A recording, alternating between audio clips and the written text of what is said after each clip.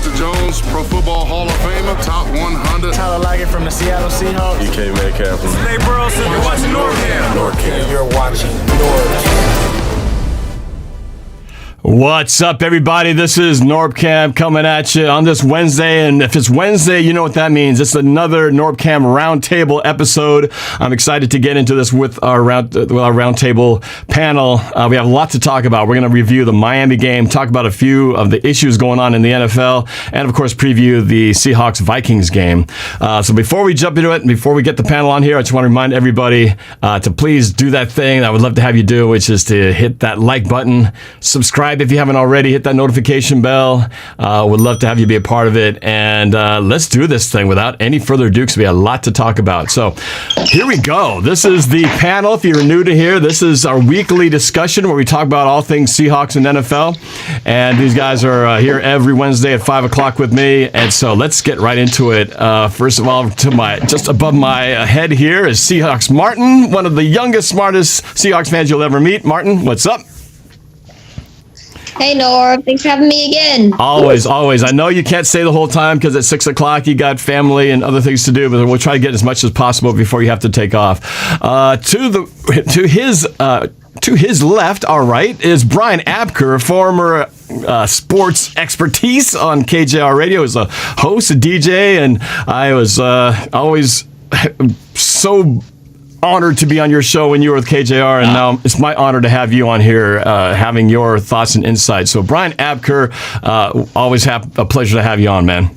No, it's my honor, and I'm so glad that you've had me be a part of this group. It's been a lot of fun. I'm excited to talk about what's in store for the Hawks coming up. It's a lot. It's one heck of a season. Nothing short to talk about here. But just below him is Steezy A. Smith. His real name is Calvin Domingo, but he goes by Steezy A. Smith. Calvin, what's up, man? Good to see you as always. Yes, sir. Always a pleasure being on. Love talking Seahawks football with you guys. Yes, so definitely. And last but certainly not least, sporting the Kent hat, the Noah, the Boelter, DJ Squabo, right over my left shoulder over here. Glad to see you here, man. Oh, you're muted. You're muted, Noah. We can't hear your beautiful voice. It's my pleasure, as always. All right. Now, before we go on to talk sports, I got to stop for a second and say, we got to wish Noah happy birthday, because Noah just celebrated his 21st a couple days ago, man. Happy birthday to Noah. Happy birthday to you. Happy birthday to you. Happy birthday, dear DJ Squabo. Happy birthday to you. I don't serenade too many people, especially not dudes. So there we go. How does it feel, man? Was it 2 days ago or was it yesterday? It was 2 days ago, right? It was Monday. Monday. All right. So happy birthday, man. There was the big 21st one, right? Mm-hmm. Was it a crazy celebration? Was it nuts over there? What you did? You don't have to tell all the details, but quickly. How was your celebration, man? I'm really sorry to disappoint. We had a cake. I had friends visit, but we didn't really throw a party or anything. It was pretty chill. It was laid back. I did have a couple friends over, but I still did homework on my birthday. I'm still a college student, and there's still a lot of responsibilities that I have. So I get, it's kind of a big number turning 21, but honestly, it wasn't that different for me. Well, in this era that we're living in right now, it's not like you can do a whole lot of crazy stuff anyway. So, and Calvin, yours is coming up too, right? You haven't had your 21st yet? Or did you already have it? I forgot. No, it's coming up in December. It's coming up. Okay, all right. That's cool. All right. Dukes of Hazzard in the Super Chat says, let's go. Happy birthday to be 21 again. Go Hawks. Yeah, that was a long time ago for me, man. But, yeah, no, so I just want to get that out there, recognize the fact 21 is a big deal. So congratulations.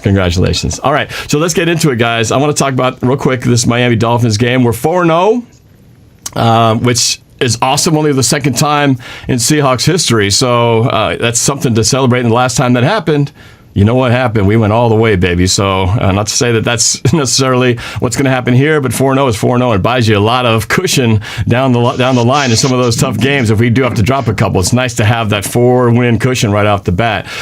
So let's just get into it and talk about just our thoughts on how we felt about the game. Seahawks Martin, let's start with you, man. Just kind of give me your reaction on how you felt about the Seahawks win, how the game went, what you liked, what you didn't like. Give me your take. It was a good game. Like, there were some parts of it that just weren't the best. They were kind of ugly. I didn't get to see the entire game because I was stuck in Vietnamese school. I was able to catch a little bit of the game on Yahoo Sports, and my dad yelled at me, and it was worth it. But it was not the best game, not the best perfect game. Russell underperformed for his type of guy, for his level. But overall, the game was pretty good. At least we came out with the W.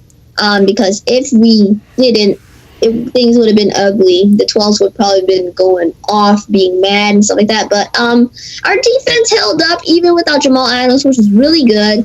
I'm pretty sure he's not going to play this week either. But we'll talk about that. But no. Mm-hmm. Yeah, I think our defense was decent. At least it held up and only held the Dolphins to one touchdown. The rest were field goals, which I think was amazing considering how our defense gives up so many yards and so many touchdowns most of the time. So it's good that we didn't give them 7. We only gave them 3, and it was about like 5 times. Because if they scored touchdowns, we probably would have lost the game. Ryan Neal did a great job holding that backup slot for Jamal Adams, and I'm really happy that he was able to get his opportunity. I'm surprised that he almost quit too. So that was pretty cool. Russell was doing great again, not the best, but still great. Chris Carson just going off, even with that injury. So I like seeing him. And then Travis Homer with his first touchdown. Overall, this was a good game. There were some parts we needed improvement, but overall, a win is a win. So I'm happy we're 4-0. We have the dub. I love how you say that Russell kind of underperformed, because in most quarterbacks, if they throw 2 touchdowns, 300-plus yards, you're going, wow, he had a great game. And now in Russell's world, yeah, he kind of had an off game. He only threw for 2 touchdowns and 300-some yards. That's what happens when we get used to 4 and 5 touchdowns a game. But he was very solid. Let's go to Brian. Let's get your take on this game, man. Yeah, I thought it was a great game. It went a lot like I expected, although I did think that the Dolphins had a good chance of getting out to an early lead that the Seahawks would have to overcome. That never happened.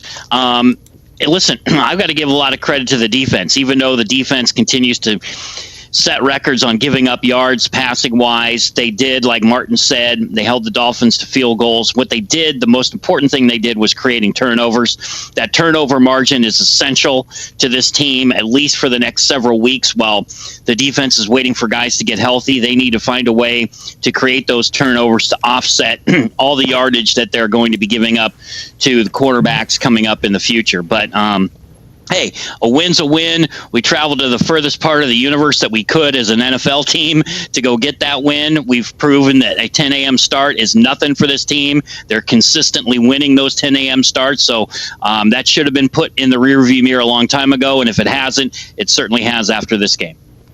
Yeah, totally agree. Calvin, how about your take? Yes, sir. Above all, I'm glad we're 4-0. We're 4-0 for the first time, I think, since 2013.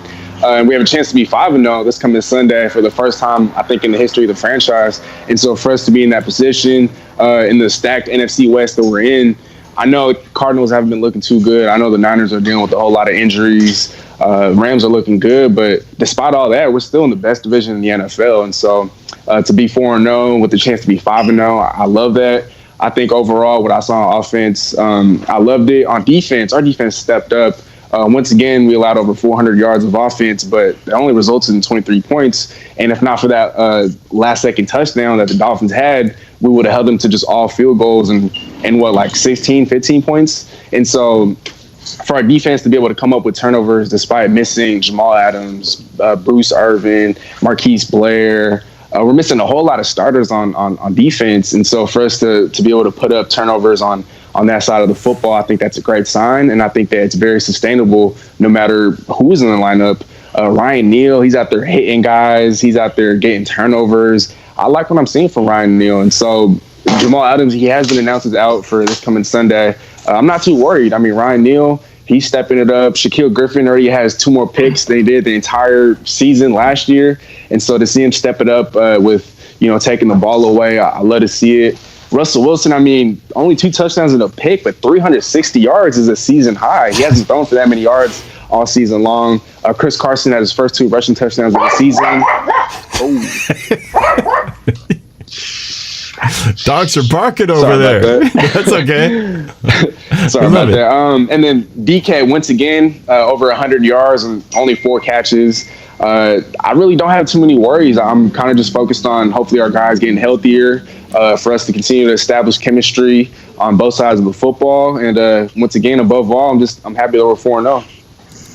Yeah, totally agree with you, man. There's a lot. I'm going to talk about my keys here. So for everybody watching and commenting in the chat, I'm going to ask these gentlemen who their player of the game was. So you guys can put that in the comments while the rest of the panel thinks about that. But first, I want to go to Noah and get your summary of this game, your take on it. We're 4-0. That's the most important part. Pete Carroll said it best in his Monday press conference, I believe it was, when he said essentially that, we performed good enough to win and we still have a lot of room to improve. And he's exactly right. Russell Wilson had what should have been his first pick on the year this past game. He tried to make a play to DK Metcalf. The DB made an even better play. And that play was a little bit concerning just because of the, deja vu factor of the goal line and playing someone in the AFC East. I didn't like that. But we still won the game. We came away with a victory. Carson had 2 rushing touchdowns and we had 80 yards on the ground. This was the first game this year. All season long, we have passed more than we have rushed, but all season long, we've won the rushing battle. This was the first game where we lost and we had less yards rushing than our opponent, but we were still able to come out victorious because we bended and did not break defensively by not allowing them to get in the end zone. Steezy mentioned it, talking about the last-minute touchdown. Other than that, the field goals, excellent defense, way to get turnovers, way to step up. We have players stepping up. I think KJ needs to work on his hands because we could have had a lot more turnovers had KJ held on to the ball 1 of 4 times in that game. That's not the first time that we said that about him. But regardless, we were able to get our hands on a couple of balls, and we won the game. So credit to Seattle. So I did a video before this on Friday. I know you guys probably all did your own keys to the game, but for me, I had 4 of them, and all 4 of them to me happened, which is why we won. First was to limit the big plays. As you guys alluded to, the Seattle defense bent a lot, but never broke. Never let them in the end zone until the last 2 minutes of the game, which is huge because if 1 or 2 of those drives results in touchdowns, we lose that game. So they limited the big plays and, more importantly, kept them out of the end zone. Win the turnover battle, we did that. We threw a pick, not a good one, probably the worst. We only had 2 picks, so he had 1 bad throw. The other one we all know is the Greg Olsen off his hands against the Patriots. But we had 2, so we won the turnover battle. The other one I said was we need to protect Wilson. He was under attack throughout the game, but he only got sacked, I think, a couple of times, if I'm not mistaken. Is that about right? Was it 2 sacks? And but given all that and how much they were trying to blitz him, they protected him just enough to where it didn't become an issue. So because once Wilson has time, we can see what he can do.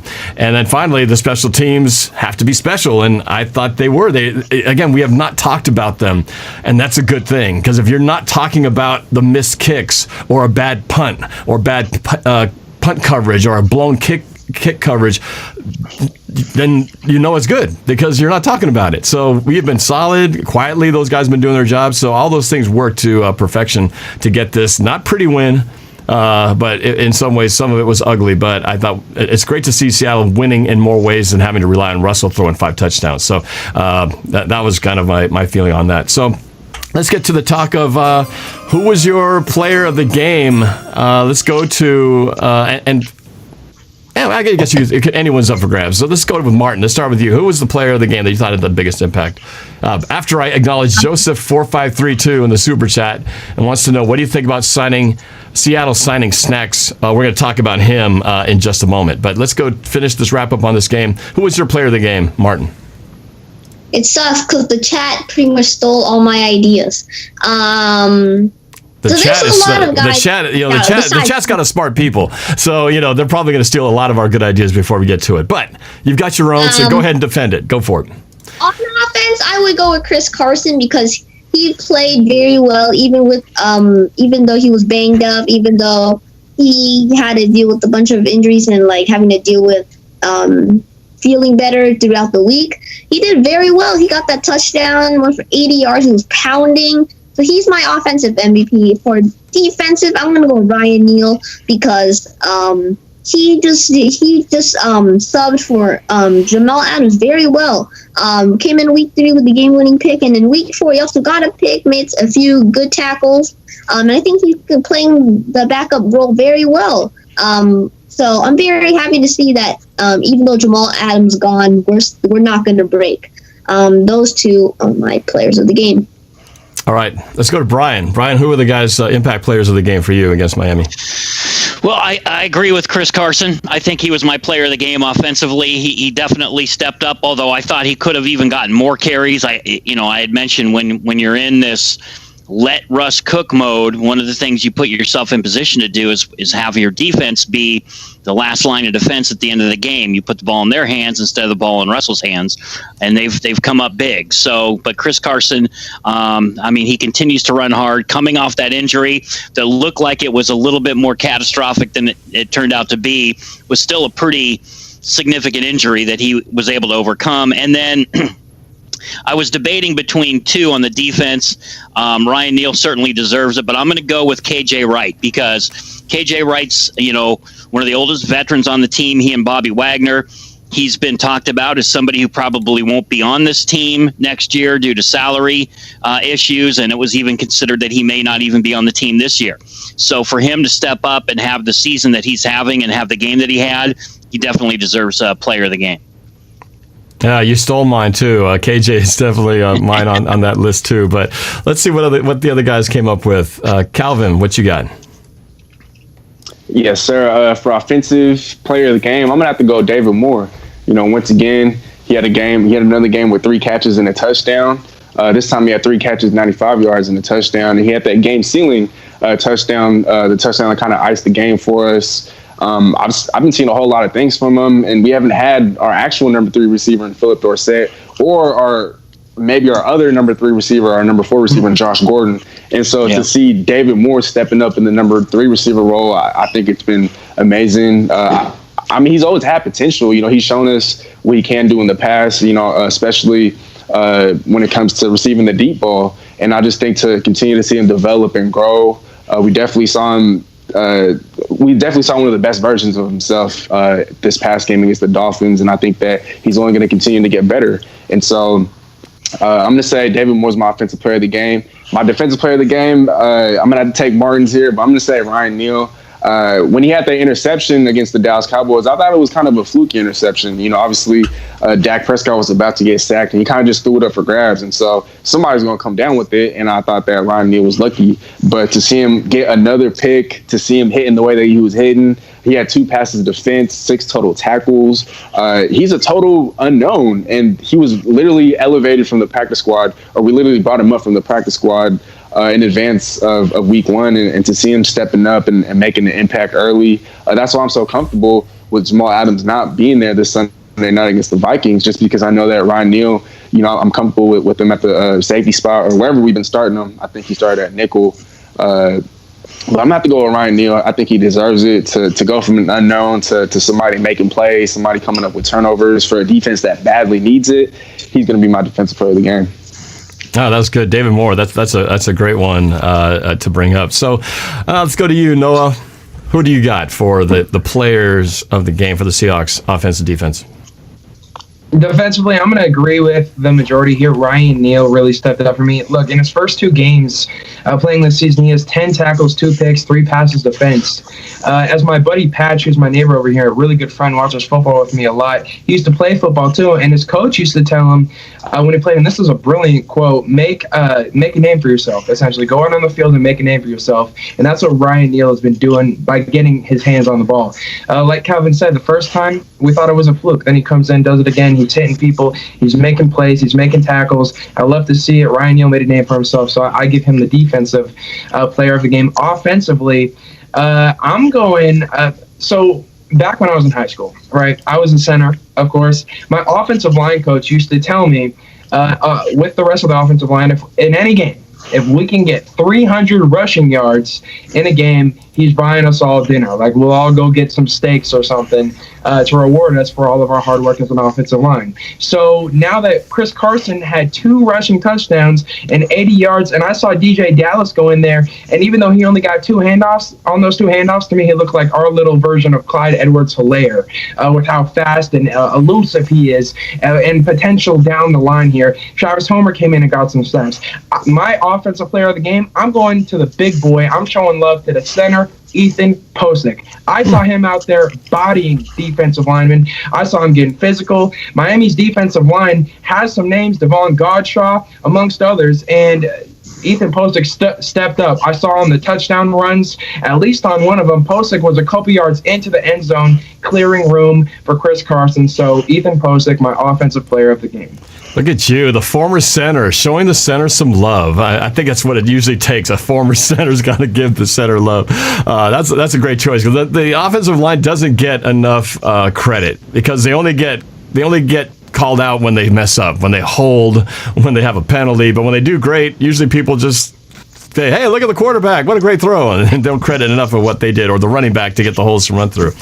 But for mine, first I'll start on the defensive side. I got to go with what Brian was saying. Brian, you had the KJ Wright one. I'm with you there. Got to go old guard there. It was just fun to watch him. It wasn't just the fact that he could have had a couple picks, but the fact that he was there, reading the quarterback, anticipating those throws. Yeah, it would have been nice if he could have brought him in and had the interception, but the fact that he broke up the play was still huge. But the number of times he was in the backfield reading those screen passes and then blowing up the running back, just wreaking havoc back there, was just amazing. And that's, again, I think the veteran aspect of him being able to read those things and see them coming and be able to take care of those things. So he was all over the place. And again, like you guys said, a guy who's kind of on the twilight years of his time here in Seattle. It was great to see him, proving that it was good they kept him on board, because he's still making plays. He's still, he's maybe a step slower, and a little older, but he's still capable of his intelligence and his instincts can overcome a lot of that stuff that maybe his youth, has lost.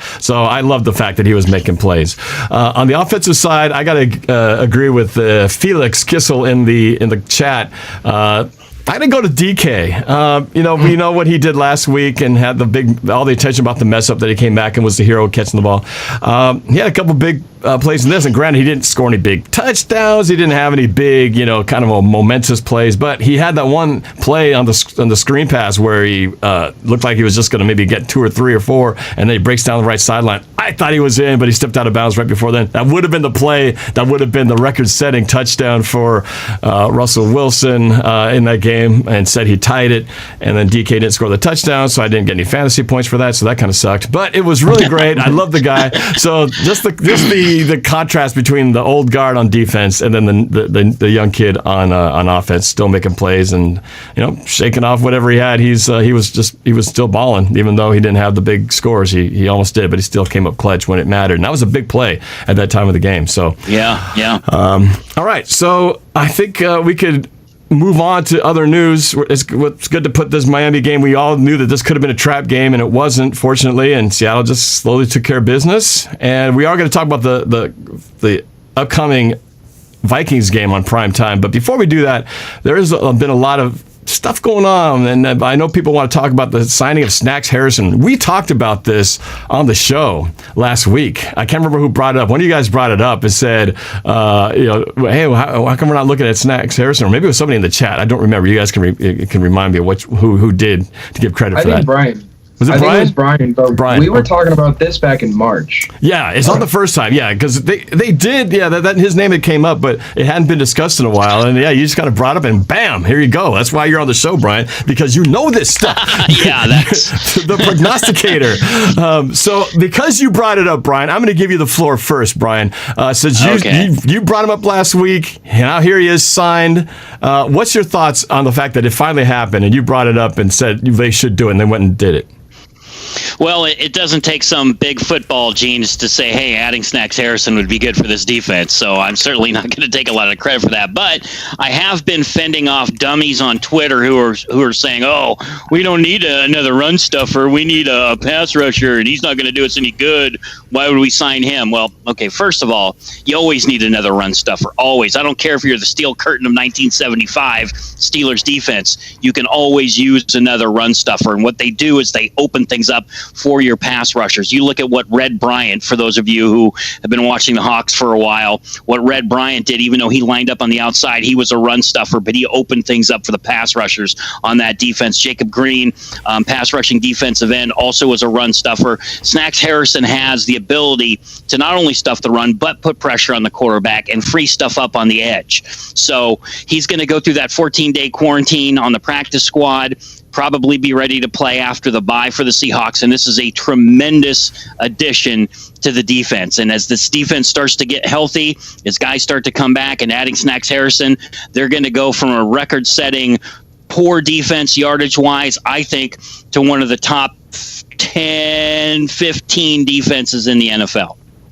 Whoa, that's a bold statement right there, but I love your optimism. The other thing, too, about a guy like Snacks Harrison, I think, is even if he doesn't make the play, he commands attention.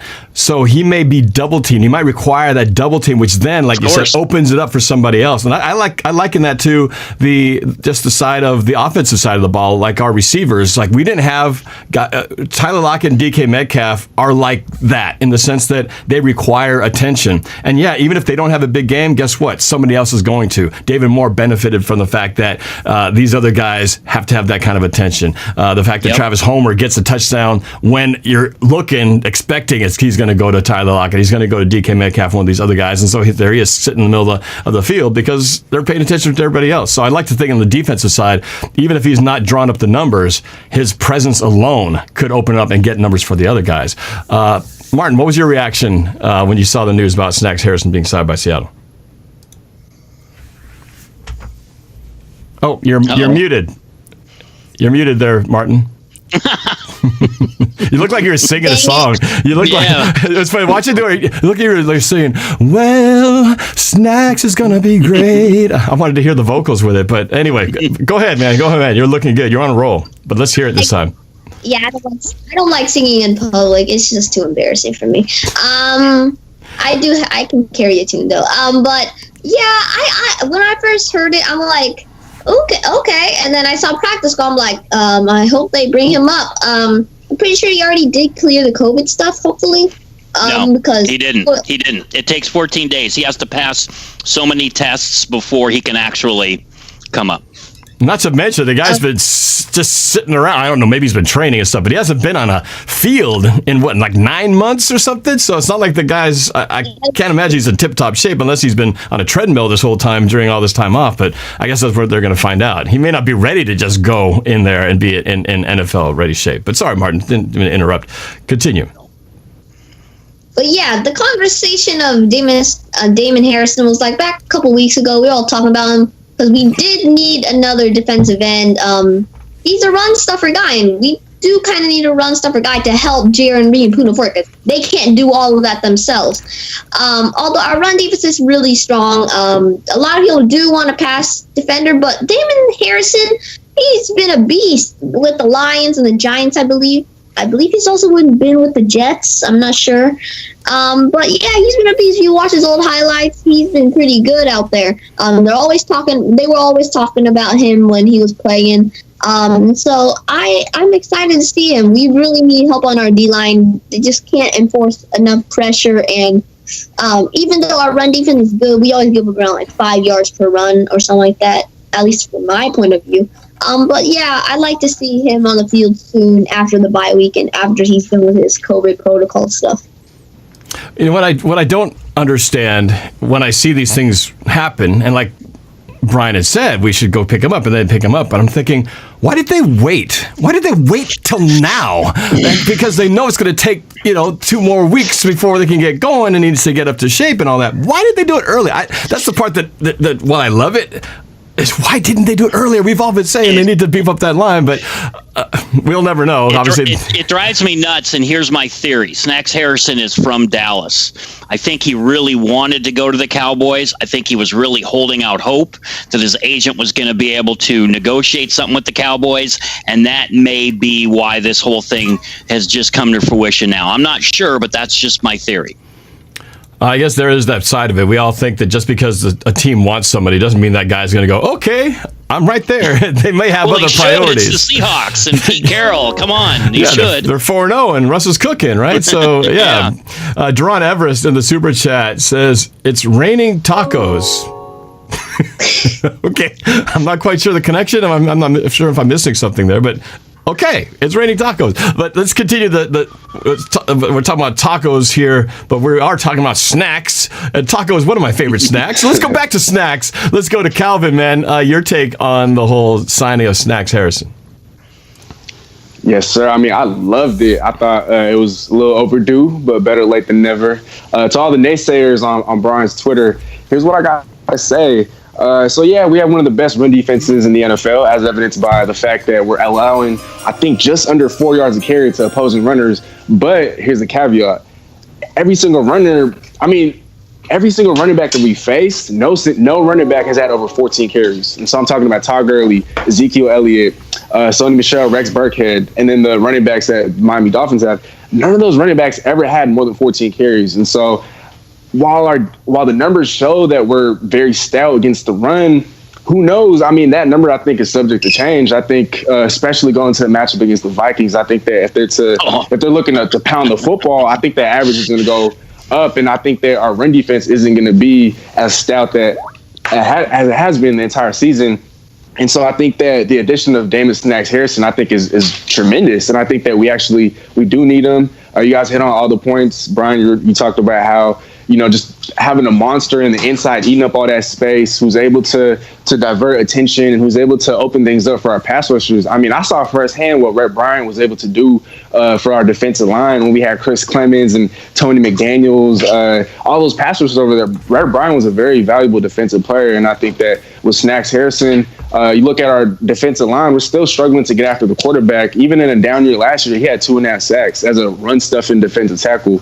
And so I think that adding those 2.5 sacks, maybe even more, that's very valuable. So not only is he going to help in the run game, he's also going to help in the pass rushing department. So I think that I'd grade the signing as an A+.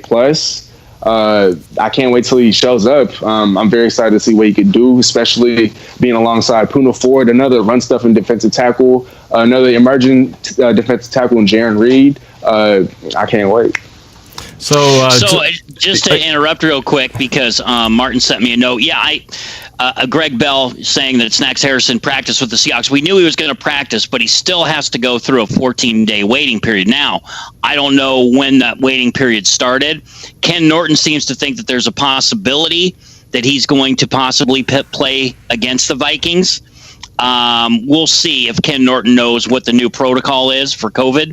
And if that comes true, that would be huge. I mean, giant, because Dalvin Cook is going to demolish the Seahawks like he has every other defense. He's probably the best running back in the NFL. But just to give a shout out to Seahawks Martin, who was on Greg Bell's Twitter, he did practice, but he still has to pass that COVID protocol. Yeah, I'm looking at that Twitter right now. So it reads from Greg Bell, the Seahawks insider there. First impression of Damon Snacks Harrison in his first practice with the Seahawks.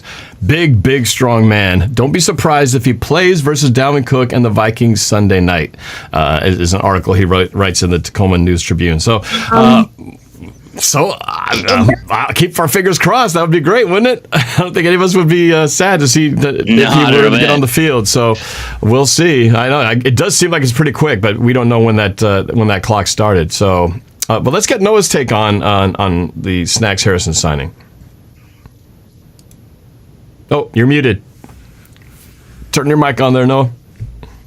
Dang it, man! I gotta be better. I gotta be better. But so we're talking about worst case scenario here with Snacks Harrison, about a 14-day incubation period before we can bring him onto the roster, right? Put him on the team, actually use him in play. Worst case scenario. Well, everything that happened, or most things that happen under Pete Carroll, happen for a reason. And the reason that we bring him in right now, while yes, I've been saying we need to get him a long time ago. It's like when you show up to a prom or you show up to a dance and you don't have a date and you see a girl kind of across the room and you're like, I might ask her, but let me see if I can find someone else first. And then we look for someone else for 2 hours. The dance is still going going on. She's still by herself. You couldn't find anyone. So, you know what? Let's make the most out of it. And then you end up having an actually pretty good night. That's what Snacks Harrison is going to mean for Seattle. It's not an accident that 2 weeks being the incubation period, and we're picking them up 2 weeks before our divisional stretch, playing Arizona, San Fran, Buffalo, and then the LA Rams. That's a very important stretch in our season, probably the most important stretch of our season. Because of that, Seattle brings them in at this point. Last year, Calvin alluded to some of the stats: 15 games played, 3 passes defense, 2 sacks, 49 tackles. 2016, he was an all-pro player, 86 tackles that year. This is a guy that is all over the field, makes a lot of tackles for an interior defensive lineman, and has great instincts. Seattle is dead last in pass yards allowed, and a lot of people are concerned about that because this is a run stuffer. We give up 476.8 per game, and we're already number 3 in rush yards allowed, but that's a product of the style of how we've been coming out in these games. We've been leading the entire season because of that. Other teams aren't running, and we have been, and that's why until last game we were leading every single team in rush yards per game. So heading into this game, if Snacks Harrison is able to play, I think it's a tremendous impact. As Brian said, against Dalvin Cook, it's going to be major. Dalvin Cook is an animal. But this week, if we can come out and get a lead on Minnesota, we're going to change their dynamic. We're going to change their offense, and that's how we can be successful. It was interesting that you use prom as your analogy for the snacks signing. Did you actually go to your prom? Is this from experience that you draw this from, or is this just sort of like a random analogy? No. I made that up. But I went to proms. I went to 2 proms, but I had a date. So. Okay, so you didn't have to do the whole looking around and seeing who's available and all that kind of stuff. Okay, all right. Well, that's good. I'm glad. So you had your signing set right away. You didn't have to shop around. Church dances, though. That's where that comes from. Church dances. Okay, all right. That's true. I remember middle school dances were like that. All the girls on the wall over here, all the guys over here, and nobody wants to go to the middle. And I'll be damned if they turn on a slow song. Keep that away. I'll just do my beat it routine. Okay, all right. So, well, I guess we'll find out. That would be pretty exciting and shocking, really, if Harrison can play as quickly as that to be able to go on Sunday. But we'll see. We'll see.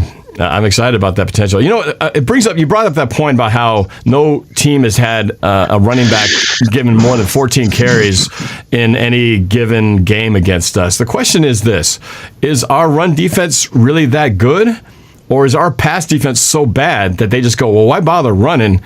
We can just throw the ball all over the place.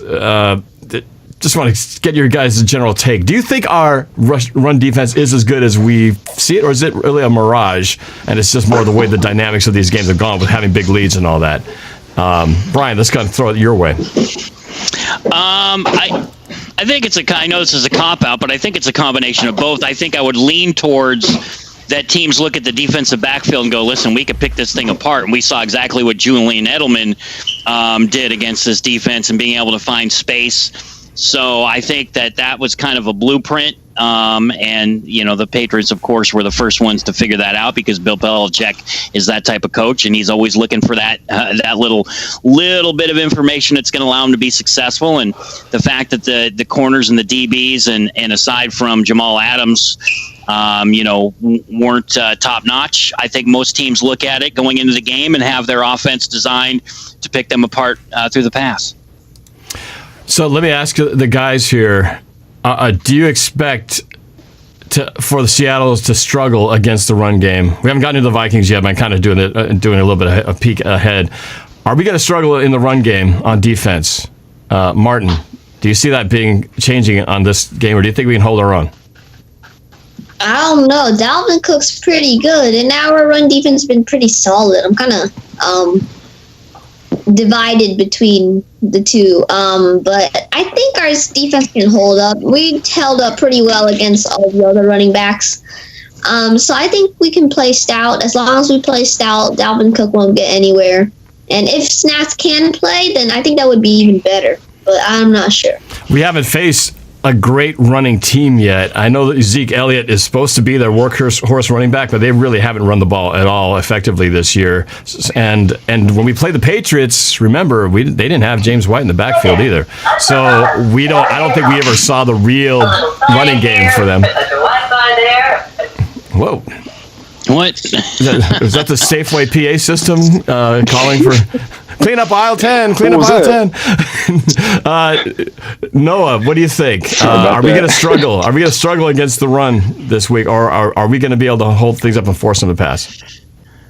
Well, it depends on how much they stick with it, and depends on how much of a lead we're able to build. If we go up 14-0 on this team, I think they're going to start to lean away from the run. They've tried to stick with it as they've struggled, and they've been behind in games this year. And Dalvin Cook has still had some productivity, so I still think Cook is going to be productive. I think Seattle ends up winning the matchup, but I do think Dalvin Cook is going to get his, not just because he's in one of my fantasy leagues, but I do think he'll have at least one touchdown. Sorry to interrupt, but I just had a little bit of, I guess, breaking news. I sent out a text to Greg Bell, and he just responded. So, Martin, here's something that you'll like to hear. Regarding Snacks Harrison, he's already gone through the COVID-19 protocol. That actually started last week on his official visit. So they were very smart about how they did this. So the information that I had received from the NFL Network wasn't quite in tune with that.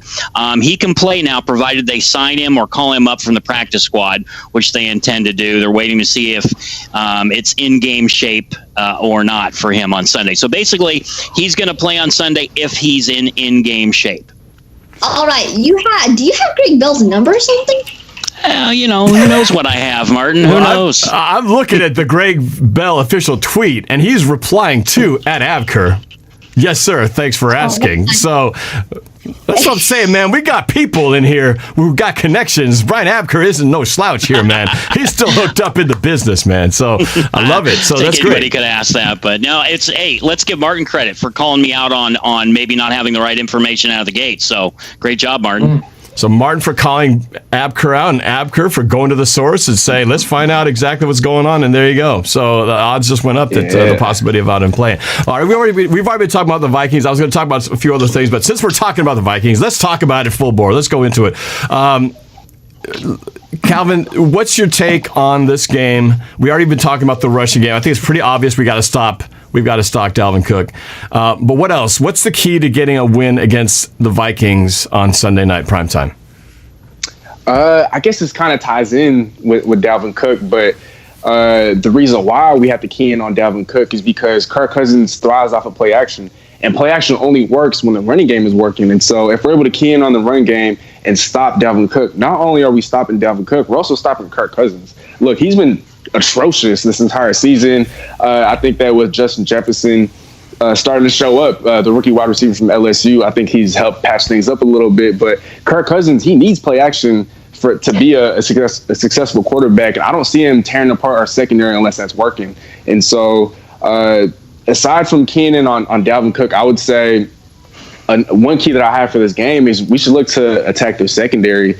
Our secondary has been pretty bad, I guess, but a secondary that's been just as bad as Minnesota's. They lost 3 starters this past offseason, and their secondary has been picked apart this entire season. And with the offense that we have, with the quarterback that we have, with the weapons that we have, I think that they're right for the picking. And so aside from Keenan on Dalvin Cook, we should look to terrorize their secondary. Yeah, definitely. I think that's there's some things to be exploited there for sure.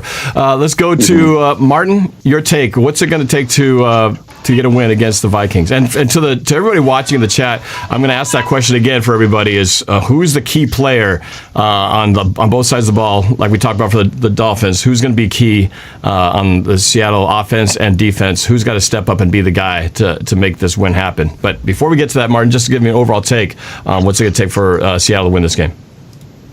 Gotta stop Dalvin Cook. Kirk Cousins is nothing, to quote Norb's lyrics. Oh wait, don't worry, it's just Kirk Cousins.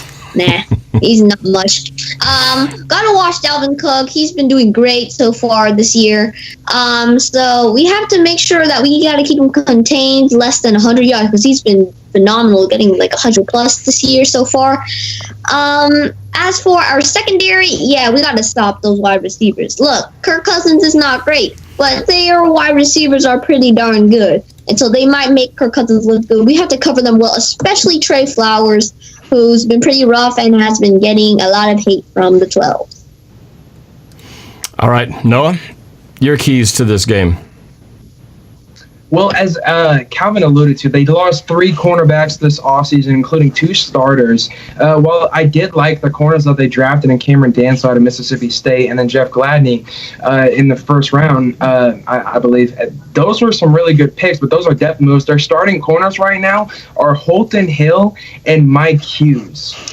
That's my cue for us to air it out this week. I have a quote that I got during my studies today, as I wasn't even preparing for the show yet. I was just doing my homework. And I got a quote, and I ended up posting it on my story, and I'm going to use that quote right now. Only those who go too far will understand how far you can possibly go.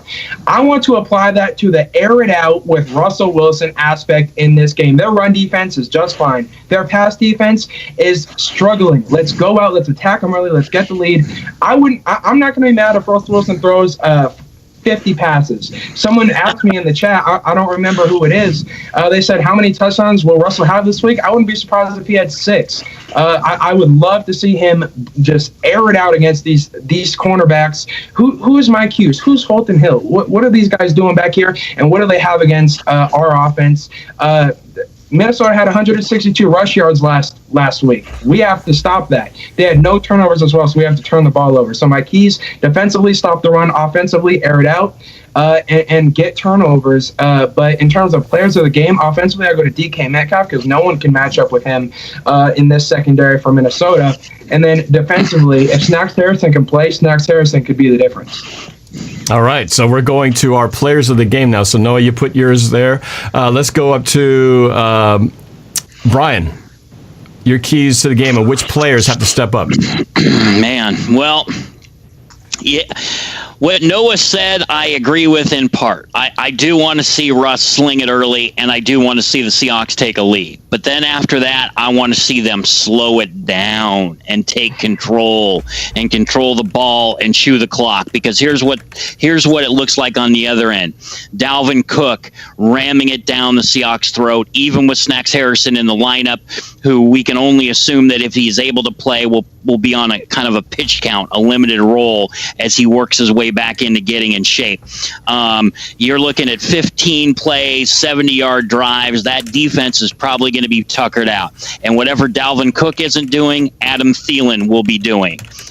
So it's very scary. I am extremely nervous about this game. Keys to the game, getting some sort of pressure on the quarterback who, as Martin said, isn't a world beater, but he has been in flashes in the past. He's having a very auspicious start to his season. It doesn't, he hasn't done anything great. People who have him in fantasy can just tell that by the scores they're getting, but he could light up at any point in time. And I just hope it's not against this Seahawks defensive backfield. Not having Jamal Adams there certainly concerns me. So the keys to the game, getting some pass rush for sure. I think Stephon Diggs needs to have a big game. He needs to intimidate Thielen with a big hit, maybe cause a turnover, get an interception, something like that. Offensively, I'm going to put the onus on Chris Carson once again. I expect them, once they get a lead, to maintain the lead by giving Chris Carson the rock. All right. Martin, I know you talked a little bit about the keys. I don't think you named your players, did you? Keys, players of the game for Seattle? Yeah. Let's hear it. Key. I'm going to go with the cornerbacks here.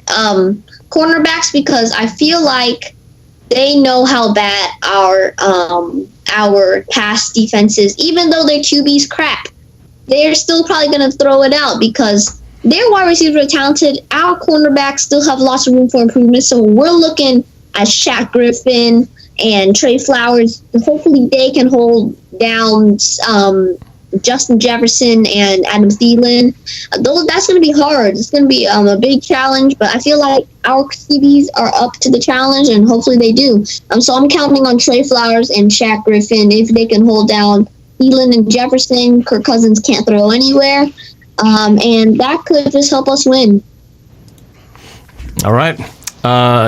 Calvin, let's get your key players of the game for Seattle.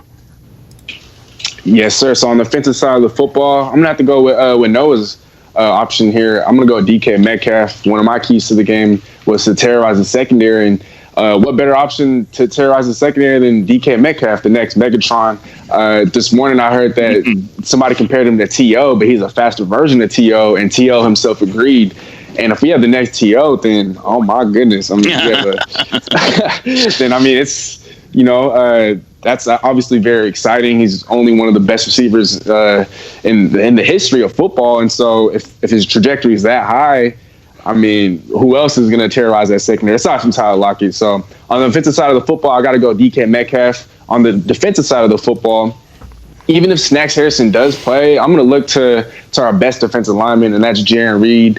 Before he became a pass rusher, before his 10.5 sack season from a couple of years ago, he's always been known as a run stuffer, and that's what we've been getting out of him.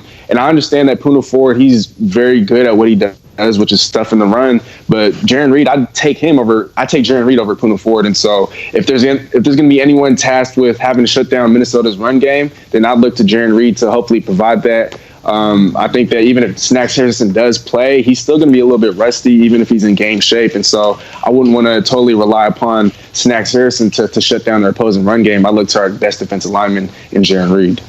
All right. Well, I know. And Norb, yep. You asked earlier, Steezy had that stat about no running back has carried the ball more than 14 times against us. Is it the run defense, or is it that they're trying to pick our DBs apart? I think we're going to find out this game exactly how good this run defense. We're going to get a real sample of how good this run defense is. I agree. And if it is as good as we think it is, well, then that should be a really good recipe for success, because I don't have a lot of faith in the passing game for the Vikings. So I know that Seahawks Martin has to go, and I want to get your score prediction before you leave for piano. And before one of these days, you're going to have to play a little sample for us, my friend. But I won't put you on the spot this time, but I will put you on the spot. Give me a score prediction for the Seahawks-Vikings game. I'm going to go 30-20. And, yeah, I think we can stop them. Okay, 30-20. Nice and round numbers there. Nice and clean. Before you got to go, I know you got to head out, but you want to say anything about your channel for the viewers out there? If they want to find your stuff, where do they find you? All right. It should be in Norb's description. Before you check out my channel, check out Cal, Noah, Norbs. Subscribe to them all. Check out Brian's, his old talk stuff on 950, because at least his voice doesn't go in and out like Paul Gallant does. But thanks for having me, Norb. And yeah, I'm pretty sure I just hit 500 subscribers a little while ago, but thanks for that, guys. Should be in the description. I'm out before my dad yells at me. Go Hawks. All right. Go Hawks, Martin. Thanks for joining us. All right. Okay, so we got the score prediction from young Seahawks Martin. Let's go to you, Brian. What you got? What's your score prediction? First of all, I think we need to get the theme song from the sitcom Martin to play for Martin when he Martin. My score prediction. This is going to be real interesting. I am. This is a tough one for me to call, and because I really do think that it's going to be tough to stop Dalvin Cook. But I do think that the defense is going to create at least one, maybe two turnovers. That's going to help weigh it out. I think we're looking at a 27-17 Seahawks win. Ooh, kind of low scoring compared to most games. Okay. All right. Let's go to you, Calvin. Man, I think this is going to be a very high-scoring affair. I think we're going to see upper 30s. I wouldn't be surprised to see early 40s. I'm going to have to go Seattle 39, Minnesota 31. Woo! That's a hell of a game to watch, I'll say that. That is a high-scoring game. How about you, Noah? Just because I think both teams are going to run the ball a little bit too much to score that many points, but not by far, Calvin, not by far. I like your prediction, but I'm going to say 35-27. 35-27. Okay. So, yeah. All right. And I realized, okay, so I got to go into this one, and I realized I forgot to do the score predictions from my Miami game. I'll have to go back and do that. But okay, going to this one. For me, I believe that the key players to this game, I feel like on defense, I want to call out a Bobby Wagner. Bobby Wagner has been one of those guys who has led the tackles in some of these games, but I think he's going to have his hands full. The defensive line by themselves may not be enough to stop Dalvin Cook, which means our linebackers are going to have to really step up and make some plays. We don't have Jamal Adams in there wreaking havoc, so I think Bobby Wagner is going to have to be the guy who steps up to help stop that Dalvin Cook and the Vikings rush game. On the flip side of it, I'm not going to say one guy. I'm going to say a whole group of guys, and that's the Seattle offensive line. I feel like anytime Russell has time to throw, especially with the secondary of the Vikings, he's going to have a field day out there as long as he has time. So if they can give him 3-4 seconds of time, or they design plays where he can kind of do that sort of misdirection roll out of the pocket kind of thing and just sit there with a ton of space around him, I think he's going to find his guys and he's going to tear up the place. So I'm going to just say the offensive line as a whole, they got to protect Russell Wilson. I think it's super important in this game. So my score prediction, Seahawks, Vikings, it's going to be high scoring, but for us. In my video, I said it was close and lower scoring. I said 26-24, but I'm adjusting for inflation, the Russell Wilson cooking inflation adjustment. So my prediction is Seahawks 36, Vikings 24. I like that score. I like that. All right. I like it. Before we move on to a couple of other issues, I do want to replay what we did last time. Unfortunately, little Martin doesn't get to see this, but so here's what we predicted last time. Let's see how accurate we are here. So here is the clip of our predictions of the Miami Dolphins game. Here we go. My prediction for the Seahawks-Dolphins game, we're going to win 35-21. Final score, Seattle 38, Miami Dolphins 24. The Hawks are going to win 31-27. 35-24. We win the game 31-27. All right, there you go. So there is the clip. I have the scores up here on the screen. So Martin predicted 35-21. Steezy A. Smith, you were 38-24. Noah, you were 35-24. Awfully close to what I'm predicting for this coming game. And Brian, you and I had the same exact score prediction. You and I both said 31-27. We nailed the Seattle score. We had the 31. And we were only off by 4 points because they only had 20. Miami only had 23. So I think, Brian, you and I get the fist bump. We got the the score closest to the pin on that one. 31-27. So Brian, you and I nailed that one. So we will track this again next week and see how we do with our score predictions for the Vikings game. This is, I think, one of the hardest to call. Like you said, it could be one version that goes this way, or it can be completely the other. All depends on what we do in stopping the run game. That's going to be the key. All right, so we do have a trivia coming up here, and I said that we were going to try to get done with this by 6:30 or 6:45, which is about 30-40 minutes from now. So I think we have just a little bit of time to talk about one more last issue. We got a couple of things that I think we could talk about, but there's a lot of stuff going on with COVID-19, Tennessee Titans guys coming down with all kinds of COVID positive tests, potential season cancellation talking about. I think we should talk about that just because right now, of all the seasons to potentially be canceled, it would just completely suck for Seattle if this season suddenly grinded to a halt after the start we just came into. I'm sure there's a lot of teams on the flip side who would love to see this season come to a screeching halt because they're doing so terribly. But what do you guys think? What's your thoughts on just what's going on? Are we going to, big picture, are we going to survive this season and make it to the Super Bowl? Let's start with you, Brian. Well, the good news is that the NFL has an example that they can follow from Major League Baseball. When the Marlins went through this big rash of positive COVID tests, they had to cancel a couple of games, and they went through that. So that they can learn from that. The scary thing is today was really the first day that I saw any major sports news outlets, national TV shows actually talking about the possibility of the season getting canceled. So now that that's entered the conversation, that would be devastating for Seattle fans. And it would just be almost typical Seattle sports fan like to have to go through that, where your team's at the top of the charts, your quarterback's at the top of the charts for MVP, you're about ready to make a run. I mean, you can look at the old Montreal Expos, who were about ready to go on to win a World Series when Major League Baseball went on strike. And then the following season, they ended up going out of Montreal and becoming the Washington Nationals. I mean, it's that type of thing that Seattle fans could be facing if the Seattle ends. I'm not saying that the Seahawks are leaving. I'm not trying to make that comparison. I'm just saying it would be that devastating. Do I think they're going to survive the season? I'm holding out hope. I'm keeping a positive attitude, so I'm going to say yes, I do. I think the NFL is going to wrap their arms around this. They're going to slap the Titans around. They're going to slap John Gruden around in Oakland, and they're going to get everybody in line who's not in line and start making sure that everybody is following the rules exactly the way the protocol is laid out.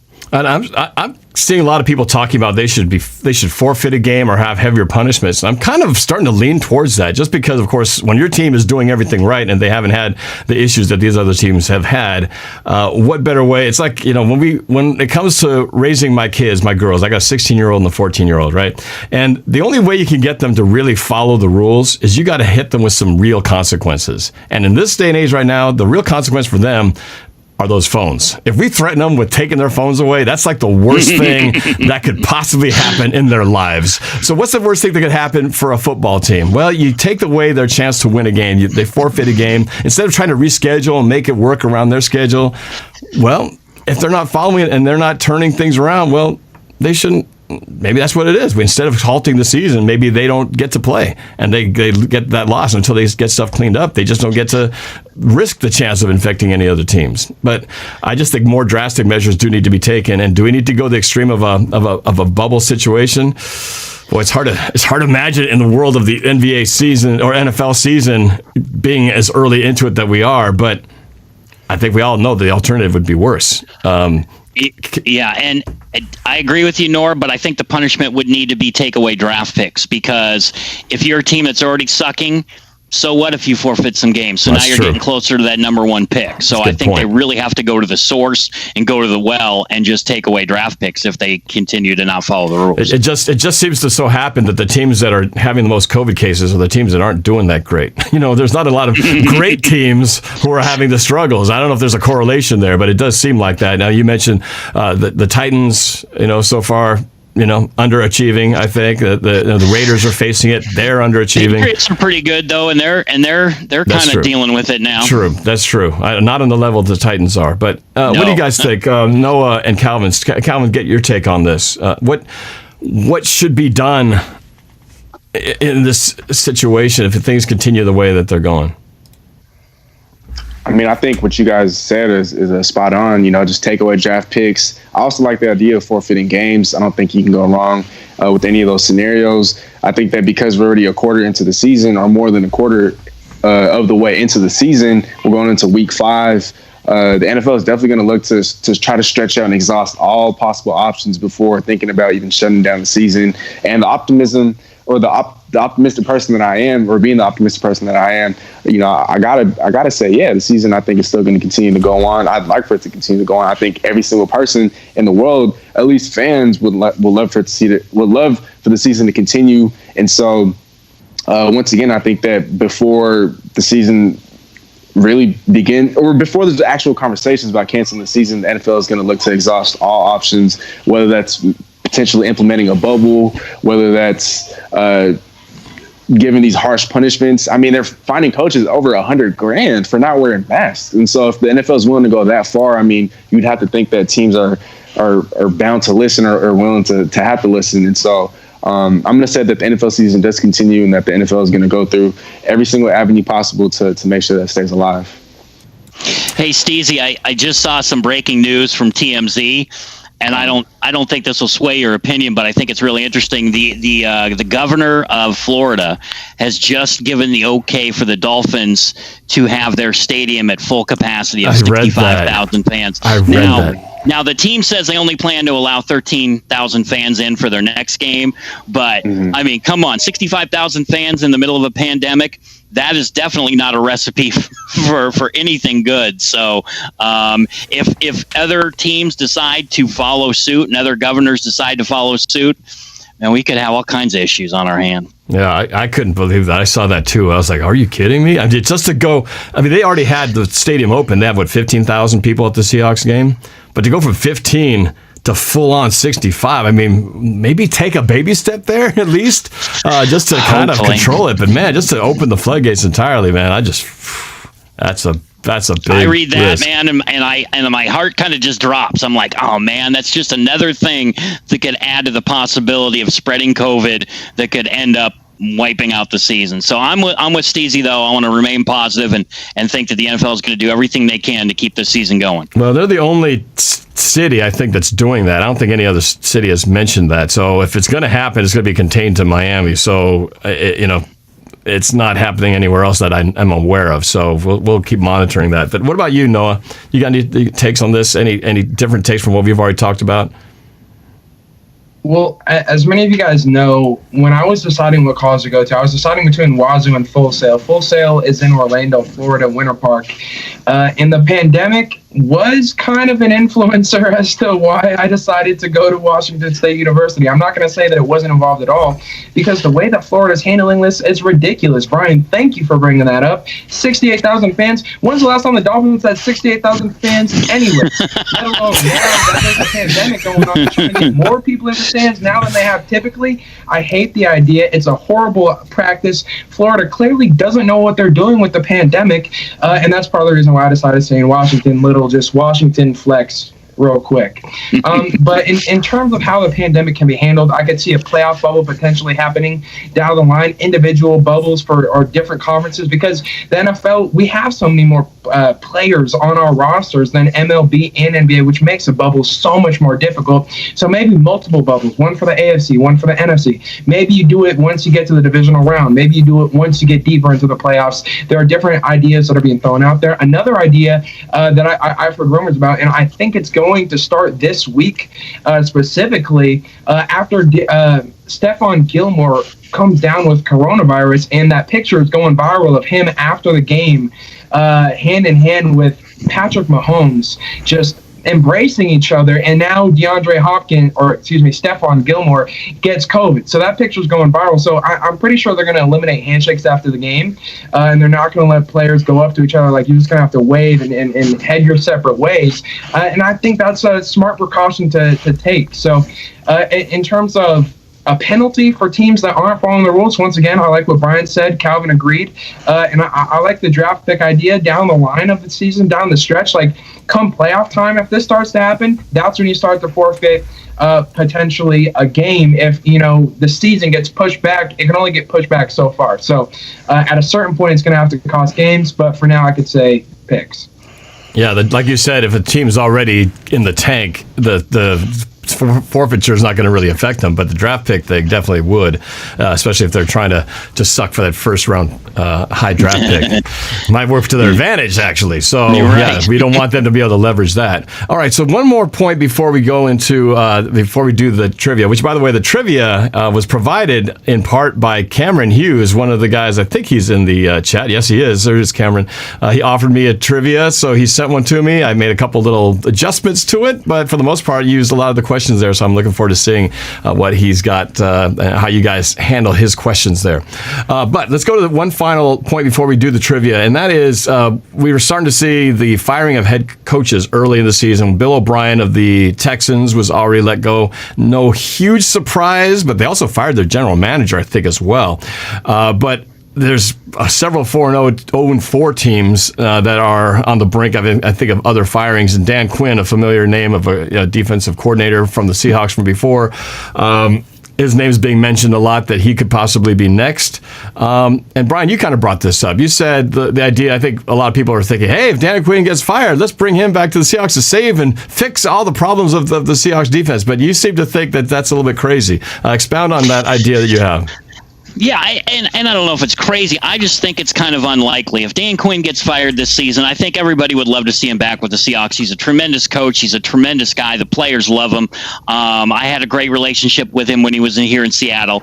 But there's a couple factors that people maybe aren't thinking about. First of all, when a coach is fired from a team, their salaries are guaranteed. But there's a lot of times stipulations that in order to get the payout on their salary, they can't be any kind of coach in the NFL, and sometimes not even at the college level. And those are kind of written in the no compete clause, so to speak. So we don't know what Dan Quinn has in his contract. Second of all, we don't know if he'd be very interested in, hey, I failed in Atlanta, so now I want to go ride the coattails of Pete Carroll and the Seattle Seahawks to the Super Bowl. There might be a little bit of ego in there where it wouldn't be a right fit. I don't know. That's just another possibility to come up. And I think the final thing is a lot of people assume that if we were to hire Dan Quinn, that Ken Norton would be the one that they fire. But let's not forget this. This defense is Pete Carroll's. I don't care who your defensive coordinator is. I don't care if it's Ken Norton. I don't care if it's Chris Richard. I don't care if it's Dan Quinn. This is Pete Carroll's defense. It is run the way he wants it run. So it doesn't matter who your defensive coordinator is. If you have a problem with the way the defense is playing, the lack of blitzing, or whatever the issues have been in the past, Pete Carroll's the guy that you look towards for that. So just to answer your question and wrap it up, I don't see Dan Quinn, if he's fired, coming back to the Seahawks at least this season. Yeah, and it's hard to think that that'd be the case. I think that question would be more strongly entertained if Seattle started out 1-3. 0-4, 2-2 even. Maybe there would be some discussion about how the Seahawks would be much better, but the defense isn't doing it. So far, as we know, Russell Wilson, the offense, has been bailing out the defense, so that record high number of yards that we've been giving up through the air and scoring has definitely been a lot less on people's minds than it would be if it was a different record for this team. Winning solves a lot of problems.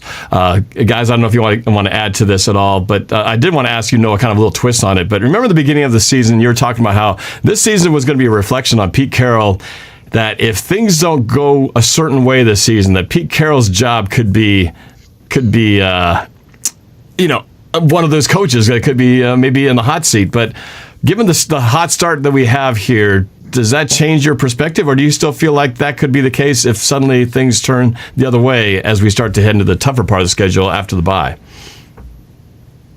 Pete Carroll is sitting naked on the North Pole right now. He is in the opposite of the hot seat. We have absolutely aired the ball out this year. We have let Russ cook for 4-0. All those talks are out of the way because he did what I said. So thank you, Pete Carroll, for listening to Norb Streams and for subscribing to my channel, watching my videos. Greatly appreciate it. You're welcome for the ideas. My application for head coach is in the mail, so just get back to me whenever. But for now, I'm going to have to wait because Pete Carroll is in the North Pole naked. So we can forget about any talk about Pete Carroll's job. I think he's pretty set unless something goes completely haywire from this point on. Calvin, anything to add to this? The coaching firings, any of the coaching hot seats? Any thoughts on this issue before we go to trivia? Yeah, with Bill O'Brien, I thought that was way overdue. It should have happened as soon as he traded for DeAndre Hopkins, because that move, I still look back and I'm just like, why did the owner allow that to happen? Like the fact that Bill O'Brien even approached the owner and said, hey, I'm going to trade the best receiver in football for a second-round pick and a washed-up running back. As soon as the idea was brought up, he should have fired him on the spot. To even allow him, I mean, I get it. You want to give him a chance to kind of redeem himself.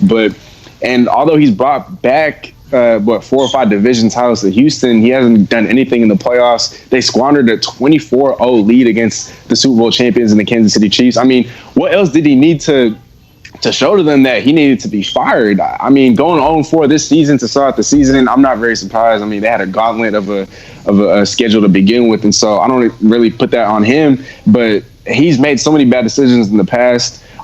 People are also talking about how they could have fired him as the GM but kept him on as the head coach.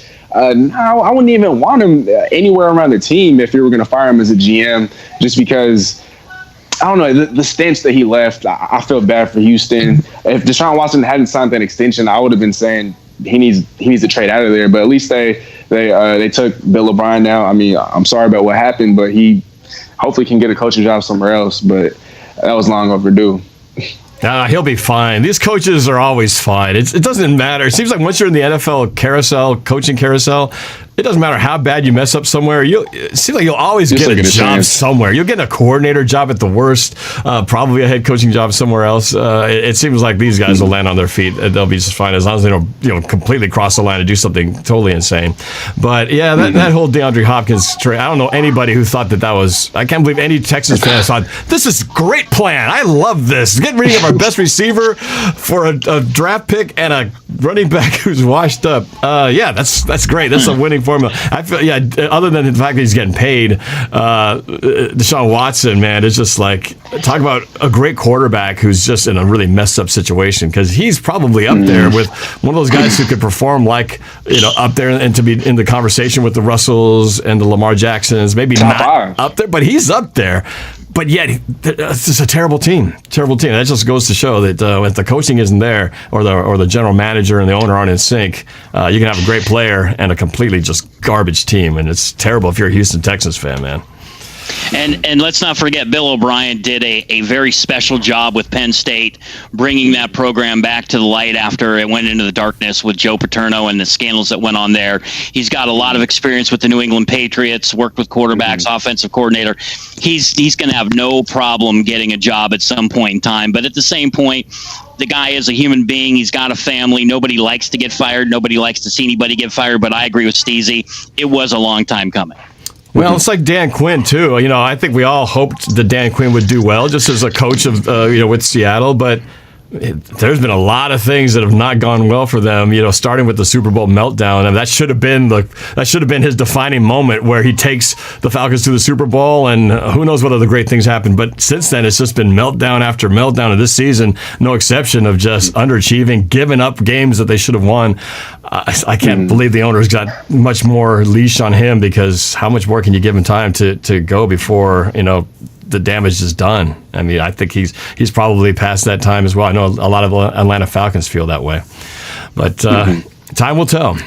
But let's get to this trivia, shall we? I think we can finish right on schedule if we do this right now. So, for everybody out there, if you want to join in the trivia, this is how we do it. We're going to pull up the Kahoot here. So you need the Kahoot app or Kahoot.com, and we just need to punch up the number, and I'm going to start that right now.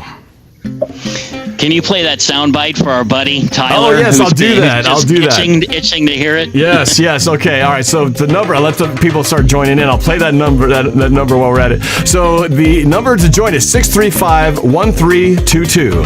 635-1322. Again, the number to join is 635-1322. We'll try to get as many as we can, up to about 50, and we'll get this game going. So jump in, 635-1322. Deuce Hazard says, hit that like and get some merch. Thank you, man. I appreciate that. I would love that if you guys would do it. So for my buddy Tyler, I got to do this for you, man. So for any of you guys who have been watching my live streams, I've been trying to juice things up and have a little fun. So whenever the Seahawks score a touchdown during my live stream, you will see and hear this. Wait, where'd it go? Wait, here it is. Sorry, wrong one. Here we go. Touchdown, Seahawks! There it is. Touchdown, Seahawks! There you go. It's the voice of Steve Rabel and the touchdown Seahawks dog jumping in the air and landing on his head on the couch. Let's see that one more time. Just for you, Tyler Parcher. Here you go. Touchdown, Seahawks! Touchdown, Seahawks! There you go. So there you go. My special request from Tyler Parcher. But if you watch my live streams, I have a bunch of fun little things that I try to make the game experience fun. Things like that. So hope you'll join me on this primetime game against the Vikings on Sunday. All right. So again, the number to join is 635-1322. We've got about 30 people in here. We'll get a few more. Give you about 30 seconds, and then we'll start this game. Again, this Kahoot comes courtesy of one of my avid viewers here, Cameron Hughes, who so kindly put a trivia contest together and said, hey, can I share this with you? And you can put on the show. And I said, hey, save me some work. I had to make a few tweaks on there just to personalize it a bit, but it's good to go. So I appreciate you taking the time to make this, man. Cameron Hughes, thank you. I don't think you could play, though, because they kind of give you a bit of an unfair advantage, but we'll just have to keep this open to everybody else. All right, 15 seconds. We got 35 people in here. Newton, England in there. JJ, Hawks 1279. Kirk C. Booty. Zion, Ben, Dig Sideline. Seattle Ricky, Let Russ Cook. Marty Squabker. Marty Squabker. I like that. It's kind of a hybrid of all you guys. Russell Wilson, Chef Russ. Shea Russ. Playball, Nathaniel Sasa. Schmilligar. Evan L. Blubber Skate. All right, we'll get 5 more seconds, and then we'll start this. 5, 4, 3, 2, 1. Let's go. The Cameron Hughes NorbCam Trivia Contest starts now. Here we go. Question number 1. What was the Hawks run-pass ratio in 2019? 49-51, 55-45, 48-52, or 53-47? The 2019 last season Hawks run-pass ratio. 49-51, 55-45, 48-52, or 53-47? A lot of numbers there. All right, the correct answer was 48-52. They actually passed more than they ran last year, believe it or not. So 8 of you got that one correct. Let's go to our... Hey, where's my panel of guys here? Hold on a second. Oh, there they are. Okay, let's go to the panel, starting with Calvin. I thought I saw a stat correctly before, and it said 49-51, but I guess I was just one off. Well, and I did fact check this. I'm trusting that Cameron Hughes did check it, so I'm going to go with what he said, 48-52. So you're off just by 1. Noah, how about you? Unfortunately, I'm pretty sure Steezy reposted that because I remember the same stat, and I said the same thing. Oh, so you're saying you're backing up Steezy saying that that's the correct number, that 48-52 is incorrect? Is what you're saying? I don't know. I thought that it was 49. I don't know that for fact. Oh, okay. All right. So I'll have to check that later. But Brian, did you happen to guess this one? No, I thought the way the world was collapsing and everybody was saying Russ needed to pass more, that it was going to be 55-45. So that was my guess. So apparently it wasn't as bad as we all thought it was, which is usually the case in the world. Let's see how the YouTube scoreboard starts off out of the gates. Newton, England in first place. Charlie Puth in second. Hey, Charlie, it's nice to see you in here. Go Hawks in third place. Zach Mule in fourth. And Ben, just Ben, in fifth place. All right, question number 2. What is the Seahawks run-pass ratio this season? Is it 37-63, 30-70, 38-62, or 43-57? This year's pass ratio, run-to-pass ratio, 37-63, 30-70, 38-62, or 43-57? Time is up. The correct answer, according to Cameron, is 43-57. Quite the swing over, 43-57. 8 of you got this correct on YouTube. Let's see what our panel had to say about this. Calvin. Got another wrong. I said 38-62. Again, we sometimes overemphasize the actual numbers. Let's go to Noah. Ooh. Norb, I like to consider this like the halftime adjustments of NorbCam's trivia. Because remember last week, Norb, like this is a chess match between you and me at this point. But I didn't make this trivia, so you tweaked some of it. I don't know which ones are you. That's true. I did tweak some of it. Go on. And so I'm looking at this and I'm like, okay, conventional knowledge, typically because you have 3 in the 30s, I would pick one of those because you're trying to disguise the correct answer. But this time, and the tendency, self-serving bias, which I'm learning about in one of my comm classes, essentially we're more likely to believe that because we're airing it out so drastically more, that we're tending to lead towards the 30s rather than the 40s. I went away from everything. I went away from conventional knowledge because I lost last week's trivia, and I said 43 and got it right. So, we got psychoanalysis. I'm glad you said you got it right, because that would have been a lying explanation for the wrong answer. But congratulations, Noah, you are on the board. Brian, were you as deep and psychologically sharp and on point as Noah was? That was an awesome rabbit hole that Noah just went down. But what was I forgot what the correct answer was. Was it 43-57? 43-57. Then I got it right. Yes. Oh, you did. After all that, you didn't need no PhD explanation. You just I got it right. All right. Okay. Sometimes it's better to not think too deeply, and I'm pretty good at that. So that, or else just text your good friend who knows more than you do. That helps too. Okay, that's a good idea. hey, no cheating. All right, let's go to the scoreboard. See what changes after this one. Oh, big changes. Zach Muir moves up to first place. Ben to second. Marty Squapcar moves to third. NorbCam on the board at fourth. And Newton England drops all the way to fifth place. Next question. What was the final score of the Seahawks-Cardinals Week 14 game in 2012? Was it 50-0, 58-0, 56-0, or 48-0? We all remember that game. Was it 50-0, 58-0, 56-0, or 48-0? That blowout in Week 14.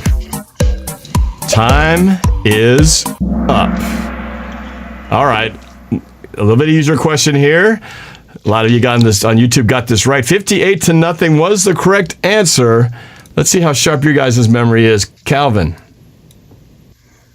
by the way, won his first trivia contest last week. First time ever. So congratulations again for doing that, man. Let's see if you can repeat history. Here we go. Thank you.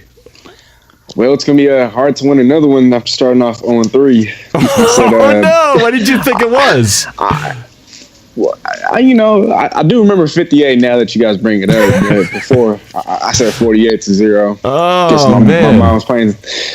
You're thinking about Super Bowl 48 or something, but okay, missed that one. Noah, you had a shocked look on your face, which tells me that you do have a memory of this game. You might have even been at this game.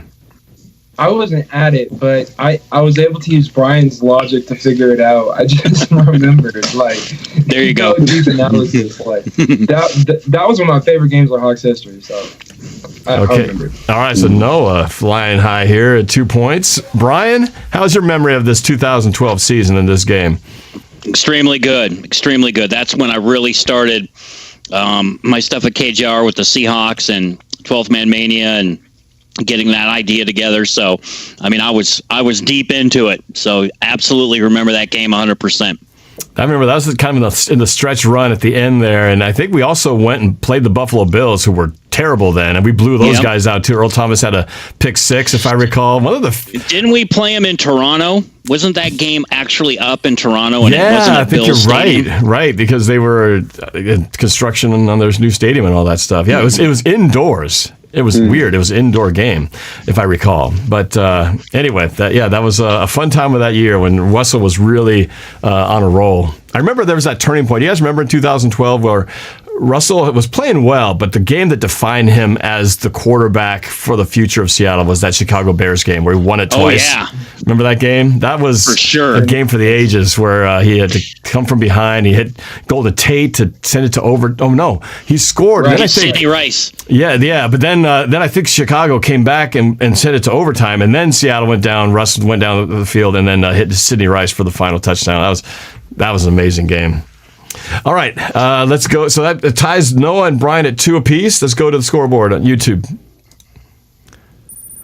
Oh, Ben slides up to the first spot. Marty Squapcar in second. NorbCam to third. Russell Wilson to fourth. And Chef Russ at fifth place. All moving up. Here we go. Next question.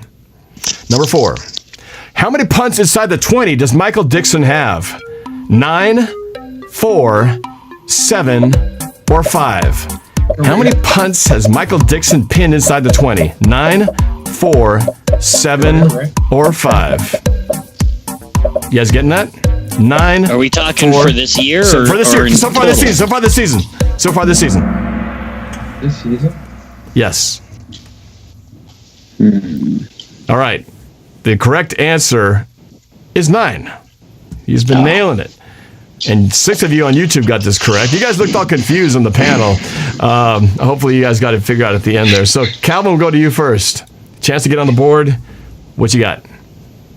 That's going to have to wait. Maybe one more question. I said 7.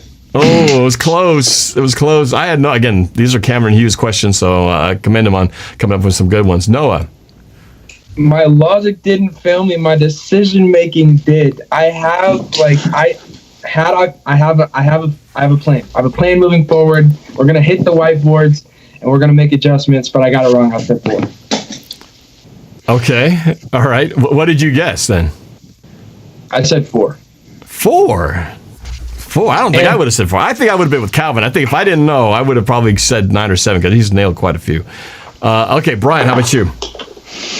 Yeah, I missed it too, and I guessed 4, probably because I have a bias against punters. I'm not super big on trading up to go get a punter and getting one in the 5th round. I wasn't a big fan of the pick. I know he had a great rookie season, but he stunk last year, and I'm still holding it against him. Oh man, not holding much love from Michael Dixon. But you you must have loved the play against Detroit when he took that ball deep in Seattle territory and ran the fake up the right side of the field against all logic and football recommendations, but he got the first down. But you must have been tearing your hair out when he did that play. Even a blind dog finds a bone, Norb. Even a blind dog finds a bone. He was very lucky that didn't blow up in his face, and it worked out well, but not the smartest move in the world. All right, let's go to the next to the scoreboard, see how things change here.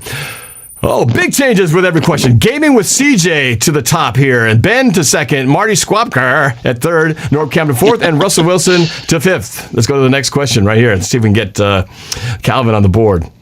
Number 5. With which team did the Hawks trade up to draft DK Metcalf? Was it the Texans, the Eagles, the Patriots, or the Browns? Which team did the Seahawks trade up with to draft DK Metcalf? The Texans, Eagles, Patriots, or Browns? I'll be honest with you, I had no idea on this one. Time is up.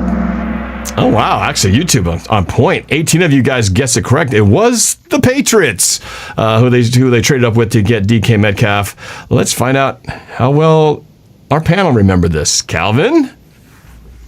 I can't even say I remember it because I just didn't know because I guess the Eagles. Oh, man. I'm with you, man. I would have totally missed this one. Rough day for Calvin. Noah, did you remember? Or did you use some kind of psychological number theory here? No. There was actually different logic, and Brian could probably relate to this. He was the 64th pick. That means we traded with the team that won the Super Bowl. So the Patriots. Oh, so that actually didn't have to do much thinking at all. That was pretty easy. Fantastic. Oh, that is awesome. And now that you break it down, I feel like a fool for not knowing this. That seems too easy to understand it. Brian, was it just as easy as you as ABC 1, 2, 3? I wasn't as smart as Noah to go that route, but I knew what the answer was because anytime we can get over on the Patriots, I know about it and I keep it in the memory books. And in my opinion, getting DK Metcalf with that pick is basically getting over on the Patriots. All right, so Brian and Noah get that one correct. So 3 points apiece for them. Calvin having a rough day, still trying to get on the board. Dukes of Hazzard in the super chat says, last Hawks game I've been to was Husky Stadium. Wow. That's some time back. That's pre. Doug Flutie was playing back then, by the way. Yeah, that's late 90s. Yep, late 90s, pre 2002. Man, it's been. Well, you got to get out there, man. One of these days. All right, let's get to the YouTube scoreboard right here and see how the changes go after that question. Gaming with CJ stays on top. Marty Squapkar to 2nd. NorbCam up to 3rd. Charlie Puth back into the mix in 4th, and Ben drops to 5th. Next question. It's number 6. What year did Richard Sherman get cut by the Hawks? Was it 2016, 2017, 2018, 2019? What year did Richard Sherman get cut by the Hawks? 2016, 17, 18, or 19? Time is up. YouTube on point again. 17 of you got this correct. Yes, the right answer is 2018. Let's go to the scoreboard. Calvin, this is a chance. This is your chance, brother. So I said 2017, but it was because I was thinking it was for the 2017-2018 season. Was that his first season with the Niners? Well, now again, yeah, it was between the 2 years. So like I feel like he should get it. Well, I guess. Thank you. Well, I mean, giving credit for both these answers. YouTube won't get that opportunity, but technically, if we break this down, because I didn't do this question, but he got hurt in 2017, correct? Mm-hmm. So the Achilles, he played in Arizona. And then he was on injured reserve the rest of that year. So then technically it was in the 2018 season that he was cut, right? By definition, technically. Yep. So that's it. Based on that, Calvin, I would normally just say let's give it to the guy, but I think we got to stay with the rules here. And I'm sorry, man, I can't give it to you. I'm gonna have to give the goose egg here because otherwise it wouldn't be fair if one of these other guys guessed the right answer and did give them credit. But let's see if we can give them credit. Noah, what did you put for your answer? No, I was thinking about this exact conundrum, and I'm like, you know what? Technically, it's probably not 2017, even though that was his last year. So I did say 2018. And there you go. So kind of proves a point there that you got credit for thinking that one through. Brian, how about you? Sherm is my dude. I absolutely knew it was 2018, and I was sorry to see him go. Wait, hold that up there. I got to show it on the full screen. There you go. Is that in studio? Yes, it is. Oh, man, there you go. The studio KJR, this Brian with Sherm. What year was that? That was probably 13 or 14. He came in with his brother. I had his mom. Obviously, I think you know his mom or met his mom several times. Oh, yeah. He was awesome. And, yeah, he had his issues. He had his problems with the media. But, I mean, in general, he was a heck of a guy. That was cool. So that was sometime during the highs, either after winning the Super Bowl or somewhere close to Super Bowl 49 when he came in? It was that entire run. I don't know exactly what year that is. He came in studio several times, but yeah, cool. that whole time he was, and it was just toward the end. And then that one time where the newspaper printed out his address, that was actually a real estate listing that was already printed out on paper before. But remember, he banned the media for a little while. Yeah. But he was nice enough to have side conversations with a few of us that weren't to go on record, but he kept those relationships going. Yeah. Oh, that's very cool, man. Those memories will last a lifetime. That's awesome. Yeah. All right, let's go to the scoreboard here. Oh, so Brian, I got to give you credit here. So you're staying tight with Noah, 4-4 here. So let's go to the YouTube scoreboard. Getting down to the stretch here. Marty Squabker is in first place. NorbCam moving up as well to second. Charlie Puth climbing to third. Gaming with CJ drops to fourth. And Ben just kind of hanging down there at the fifth place spot. And up 17 places, Chris Hawks is the highest climber trying to get to the top 5. Let's go to the next question right here. Number 7. What year was Richard Sherman drafted? 2010, 2012, 2013, or 2011? What year was Sherman drafted? 10, 12, 13, or 11? Thank you, Cameron, for giving us a couple of easier ones here. And time is up. Yes, majority of YouTube got this right. 17 of you got it right. 2011, yes, that was the year Sherman came to the Seahawks. Let's go to the panel. Calvin? Round 5, pick 100 something. Yeah, Richard Sherman. Yes. All right, finally, Calvin's off to Schneid, and he's on the board. Yeah. Noah? Was it 154? Was it? I think that's what it was. But I got it right. 2011. Brian, do I even need to ask? No, you don't. I that's one of the ones I got. All right, 5-5. Noah and Brian neck and neck in this battle. Calvin on the board with 1. Let's see how the YouTube scoreboard shakes out. We got a tight race going on there as well. Marty Squabker holding up at the first place. So is NorbCam and Charlie Puth, but dangerous for MVP into the top 5 at number 4. And Ben, like I said, just hanging out at 5th place, waiting to make his move. Let's go to the next question right here. True or false? The Seahawks traded back in the first round of the 2018 NFL Draft. True or false? It's an easy one. Well, it's not easy. It just means it's only one or the other. The Seahawks traded back in the first round of the 2018 NFL Draft. True or false? Time is up. YouTube guessed right. 18 of you said true, and yes, they did drop back or traded back in 2018. Let's go to our panel. They do that more often than not, but let's see if you guys got this right. Calvin. Wait, 2018 was the year we drafted Rashad Penny, right? No, that was 17, right? 17. Wait, 18 was Collier and DK, right? Actually, I thought Rashad Penny was in 2018. Because 17, wasn't that when we got the ATV guy? Yeah, we didn't have a first round pick in 17. That was ATV guy. Was 2017. 2018 was the Rashad Penny, wasn't it? Because I think Penny. Because the reason why I said false, because I know that when we were at 27, we wanted to trade down, but we weren't able to, and so that's why we reached and we took Rashad Penny at 27. But that's only if he was drafted in 2018. If he was drafted different. Yep, that was it. Penny, Rasheem Green, Will Dissly, Shaq Griffin, Trey Flowers, Michael Dixon, Jamarco Jones, Jacob Martin, and Alex McHugh. So does that mean we have kind of an answer issue here? So that means in 2018 they did not trade back. Is that right? Well, not unless they won the Super Bowl in 2017 and we didn't know about it. So, or did they trade back and still get him in the first round? It wasn't one of those things, was it? I don't think so. Because I remember.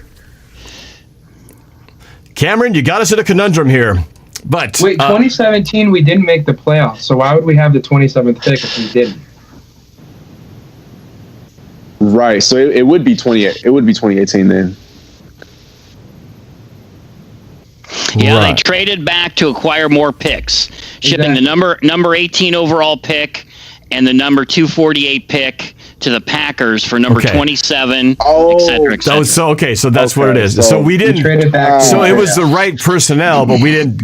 It wasn't the first pick of the draft. Okay, got it. So then the correct answer is true. All right, Cameron, you stand corrected. You're correct. So Calvin said false. So I guess that technically by the letter of the law is incorrect. Noah, where did that put you? After all that analysis, we figured this out because I said true. Okay. Well, no, so far when we've had to go back to New York to consult with the NFL league office, apparently didn't come out correct, and you have been vindicated with your answer. So 6 to Noah. Brian, what did you get? Well, what I got is the knowledge that I'm a moron. Or if I'm an idiot, because first of all, this is a 50-50 question, and the Seahawks more often than not trade back. So if I would have just said yes, the odds would have been in my favor. But for some reason, I thought this was some sort of trick question. I went down the vortex that Noah goes and overthinking my answer, so I got it wrong. So you went against conventional wisdom and your own gut instinct because you overthunk it. You thought I should just pass it at the 1 instead of just run. Never mind. Okay, let's go to the let's go to the scoreboard here. I didn't mean to say that. That's a cheap blow to all Seahawks fans nationwide. Here we go. Marty Squabker, drops to second. Charlie Puth goes to first. Danger Russ for MVP in third place. Newton England in fourth. And NorbCam in the fifth spot. Well, a lot of changes in this game. Let's go to the next one. We're getting down to the nitty-gritty. Here we go. Question number 9. What college did Brian Blades attend? Miami, Michigan, Ohio State, or Florida State?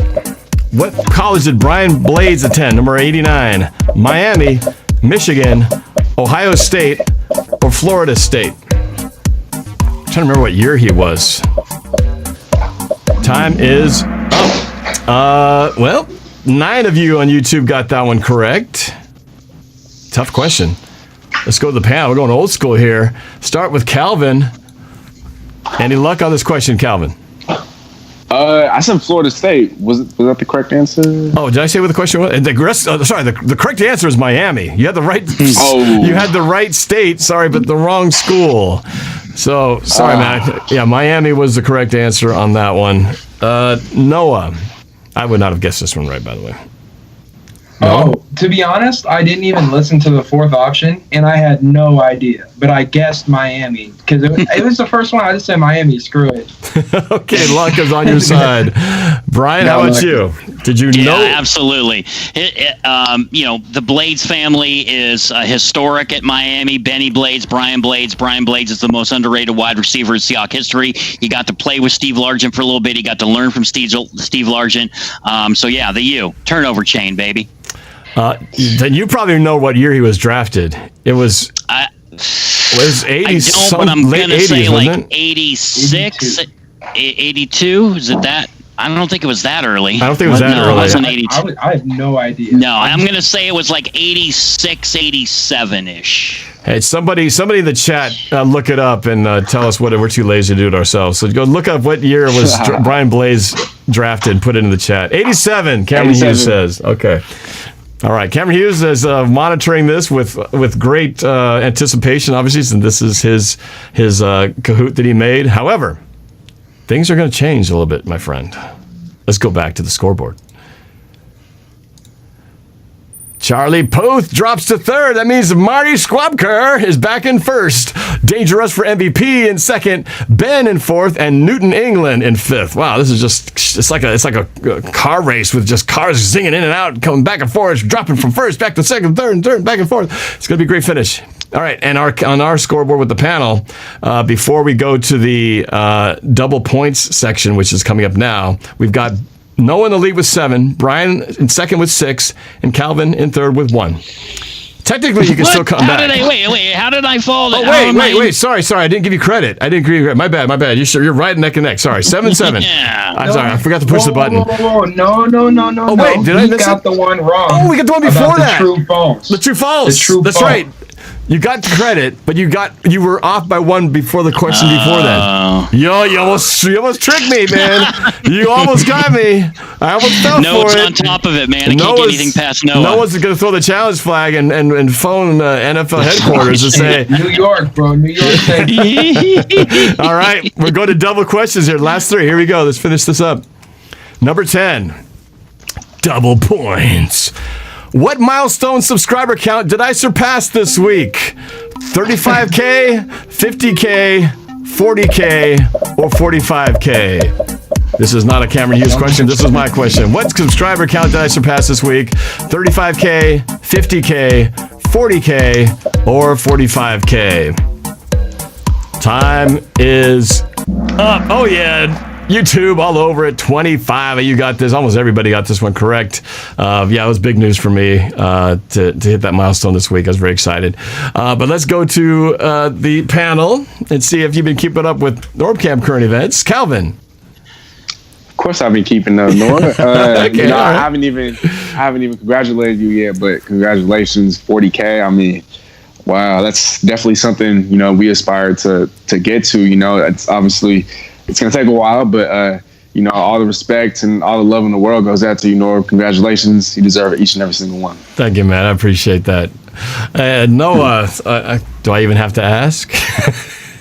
Hey, man, I'd like to take this opportunity to shout you out, man. I thank you personally, but I want to thank you publicly and congratulate you publicly for everything. Congrats, bro. You definitely deserve it. Like, people have no idea. I called this fool after he did that video where it was his prediction video, and 300 people are watching right now. 300 people have no idea how much work went into that thing. Norb is an absolute genius, not just in sports, but in music, in content creation, in visual arts, and all sorts of things. He's an awesome father as well, so just not enough credit to him. 40K is well deserved, and here's the 40K more. Thank you, man. Thank you. I appreciate that. Thank you. And thank you all of you guys. I know a lot of you guys viewing out there are part of this team that is supporting me through all these years, and I appreciate you from those who are new to those who've been with me since since day one. Love you guys, and this is why we do it. Dukes of Hazzard with the super chat. Congrats on 40K. Should be more. Well, I'm doing my best, man. Hopefully we'll get there. 50K, next goal. So help me get there. Okay, Brian, how about you, man? Well, if you want to get above 40K subscribers, you got to have your beautiful wife on, because she is lovely and talented as well. So I guarantee you that brings you more subscribers. But yes, I got it right. I think you mentioned it either in our pregame chat here or last week. But I mean, that's a phenomenal accomplishment. 40,000 people banking on you for their entertainment, Seahawks news, and watching your videos. I've always said you're probably the most talented, well-rounded, talented person that I know. So it's always prideful for me to be involved in things that you're doing. So congrats, man. Congrats. It's awesome. No, you guys are very kind. I appreciate that. But it's I love the fact that I get to connect with guys like you, Brian. I've told you many times, I appreciate our history and the path that we've taken and how this has all kind of culminated to this moment here. And then to see these guys, I'm convinced that someday you guys are going to be, I'm going to be looking up at the TV and whether the newspaper or radio sure. and seeing you guys going, I knew these guys back when they were just little kids right behind the ears. So you guys are awesome. And it's great that we get to collaborate on a weekly basis because it's awesome. That's what's amazing about this. We don't even get to see each other in person, but online we're like feel like we're in the same room together. So it's been my honor to be able to collaborate with you guys and do this thing. So thank you. That was great. So that's a good ego boosting session right there. Appreciate that. And it's not over because the last two questions are going to be kind of similar. So let's see what happens at the scoreboard right here. I mean, you only hit 40,000, so many times, so you have to kind of milk it, So it's kind of milk it this week. All right, let's go to the scoreboard. We're in the home stretch. Marty Squabker still in first, Dangerous for MVP in second, Charlie Puth in third, Ben to fourth, and Seattle Ricky up to. Is that one of your friends, Seattle Ricky? It's gotta be. It's gotta be. We thought that last time. Okay, question number 11, right here. True or false? Worth double. I have over 10 million views on my YouTube channel. True or false? 10 million views on my YouTube channel. Is this true or false? Wait, more than 10, or is it 10? Is it over? Do I have over 10 million views on my channel? That's the question. Okay. Time is up. Oh yeah, YouTube. You guys know it. I talked about it to death on my video when it finally happened. Yes, it's over 10 million. 10 million. I don't know. 3,000 something, I think, and climbing at this very second. But staggering, blows my mind that to even look at that number. But let's go to the panel, just so I can get more ego moments from you guys. Calvin, did you know this little fact? So I did because I kind of didn't, but I saw your post about hitting 10 mil, and so that's why I asked you beforehand, is it over or at? Because I thought when you made the post, it was like, I just hit 10, and so that's why I said false. Oh, no. But like I said, I thought you just hit 10, but to hear that you're over 10 million, I mean, I'm not surprised when I saw this bit. I'm glad. I must have read it wrong. I had to. Oh, well, I mean, it's hard to just land at one number and stay right there. So, oh, man. Okay, well, did I give you the answer correct here? What was your number at before? We were at 3, weren't you? Me? I think. Yeah. 2 or 3? One of the two. I think you're at 3. Okay. Sorry, man. Sorry that I tripped you up. But I know you were close to it. I should have just known. Noah? I just went off the foreshadowing. You just said we're going to have 2 more questions where we kind of hype you up. So I was like, you know what? I buy it. He's got a couple million views on one video. Like, of course he'll reach 10 by all your videos. Like, I got it. Okay. All right. Brian, how about you? I'm ashamed of myself. I did not get it right. 10 million views. Golly, that's a lot. Who are you, Chocolate Rain? I mean, what in the world? That's incredible, man. It's awesome. No, I got it wrong. Oh, man. Well, it is, when I look at that number by itself, it is kind of staggering. It's crazy. It's Chocolate Rain, man. You're going old school OG YouTuber. That's like the only viral video that I know of. That's how old and out of tune I am on these things. I think there's another one, Charlie Bit My Finger. I think that's back from those old. Yeah, that one too, right? Okay, well, that puts, I think that kind of settles the deal here because Noah is in the lead with 11 with only one question to go. That means he's got the lead, insurmountable lead, which means Noah's going to be winning this thing at first place with Brian in second with 8 points. Noah had 11, Brian with 8, and Calvin with 3. Just a rough day for Calvin, but that's okay. I still love you, man. Let's go to the YouTube channel. YouTube scoreboard, and one more question to settle it on the YouTube side. Marty Squabgar in first, Dangerous for MVP second, Charlie Puth for third, Seattle Ricky in fourth, and NorbCam in fifth. Last question right here. True or false again? Worth double. I have over 2,000 videos on my channel. True or false? I have over 2,000 videos on my channel. True or false? Not much more to say here. It's a true or false question. I have over 2,000 videos. 2,000 videos. True or false? Time is up. And YouTube overestimated my skill level of quantity. No, I did not hit 20. Did not have it. 11 of you got this correct. It was false. I'm actually at a scant 1,100 something, coming up close to 1,200. So I'm not near 2,000 yet at this point. Someday, but that's a long ways from now. But false to end the question there. So let's go to the panel, even though we already know who the winner is. But Calvin, what you got? I said false. I think just the other day I saw the number of videos that you had next to your sub count. And it said like 1,300, 1,200, something like that. And so I knew for a fact it wasn't 2K, but I mean, you'll get there soon enough. It's a lot of work there, but yeah, one at a time. All right, so you finished with 5 points. Noah, did you pad your lead? You had 11. What was your final answer? When you asked the question, I started trying to do some quick math, and 2,000 seemed a little bit illogical, but it really came down to the mental science. I was thinking like, okay, Norb, the foreshadowing, once again, you said we're going to be hyping you up. Is it more of a compliment for you to have say like, oh yeah, I have 2,000 posts on YouTube, or is it more of a compliment if you don't even have that many videos and you already have 10 million views? So false would be more complimentary. That's why I said false. Wow, man, you're so psychologically on top of it. I don't even think I thought that deep when I made that question, but you got it. You figured it out. Finally, Brian, to get into double digits, did you get this one correct? No, yes, I did. I said false, and the reason being is I figured unless you were like Death Row or Def Jam record label and you had dudes under you like Steezy and Noah that were contributing to your page with their videos, you probably weren't at 2,000. All right, well, that's a good logical way to look at it as well. So let's go to the final scoreboard for the YouTube side as we're closing in here. Let's find out who is the winner of this Cameron Hughes NorbCam Collaborative Kahoot contest right now. In third place with 9,300 points, NorbCam. That's not really me. In second place with 9,533, Marty Squabker, which means in first place with 9,758, 9 out of 12 questions, Charlie Puth.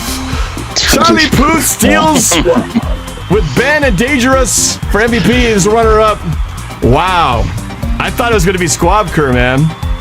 It looked like he was going to have it, but no such luck. It was Charlie Puth stealing with a win. I don't know who Charlie Puth is, but whoever you are, take a shot of that winning screen there and email it to me at my email right there. It's going right by norb@norbcam.com. Let me know who you are, and we'll hook you up on a upcoming show here. I'm going to get a show. I might be doing it on Friday with Rohan, who was the winner of the last show. And we might do kind of a special fan panel, which I'm going to try to get going with whoever you are, Charlie Puth. And wouldn't it be funny if it's just a real Charlie Puth? He's like, yeah, I just took a break from my musical career to hop on NorbCam's Kahoot and do some Seahawks trivia. Yeah, that'll happen. Anyway, congratulations, Charlie, for winning, if that's really your name. And yeah, that was a lot of fun. That was fun. And thank you, Cameron Hughes, for setting up that trivia contest. So we've come to the end of our show, and we went a little bit over time. I thought we'd be done by 6:45, but it's 7 o'clock, and but we did start a few minutes late, so I guess we give ourselves that. But I want to thank my guests for being on here. Seahawks Martin, who had to leave early, but of course Brian Abker, and of course Noah Boelter, and Steve Smith, Calvin Domingo. So I want to give you guys an opportunity to, of course, promote your channels. So let's start with you, Calvin. Yes, sir. So you guys can find me at Steezy A. Smith, but don't try to find me first. Find all the panelists before me at DJ Squabo, DJ SQUABO, NorbCam. We're watching this video, so you can hit the sub button right there. But you'll find all of our links in the description below. Please show all these lovely gentlemen some love. And then last but not least, you can find me once again at Steezy A. Smith, STEEZYSMITH, YouTube, Instagram, Facebook. A couple of days ago, one of my former colleagues actually sent me an MLB postseason preview, and he wanted me to post it on my channel. And so for all those baseball fans out there, if you guys are into the postseason, if you guys are watching all that, please be sure to check out his lovely analysis and insight. He had a little 8-minute MLB postseason preview. So if you guys haven't already, please check that out. I got another Seahawks video this coming Friday. Every single Friday, I'm dropping the 3 keys to whoever we're playing that weekend. So this Friday, it's going to be Seattle, obviously, versus Minnesota. And then hopefully tomorrow night, I have an NBA Finals video coming out. Miami's down 3-1. Can they survive an extended series? For all those basketball fans out there, be sure to check that out. Be on the lookout for that. Stay tuned. And last but not least, I have another Bull shirt right here, blue. It's my first time bringing it out. If you guys want to cop yourself some merch, if you haven't already, please be sure to hit up Noah on Instagram or email. Hit him up if you want some of this. And if you want some Team Squeezy or Team Steezy merch, you know where to get at me on Instagram at Steezy A. Smith. And I love you guys, and thanks for always having us. Always a pleasure being on. And the floor is yours. No, all right. Well, I know the secret identity has been revealed. Charlie Puth is not Charlie Puth, but it's actually Duron Everest, who's a regular viewer of the show. And he says in the super chat, "It's me. I'm Charlie Puth. Free the gaggles." So Duron Everest, congratulations on the win. Again, reach out to me at norb@norbcam.com, and we'll figure out our next collab. So let's go to you, Noah, to talk about your channel. I have a whole bunch of hidden content coming out on a bunch of different sources right now. So to find the links to all the different stuff I'm doing, because I do my show on YouTube every Saturday for 2 hours now, because I do another show on Tuesdays for an hour for the Wazoo radio station. We do it live on their YouTube channel, thanks to Norb and his technology and his teachings.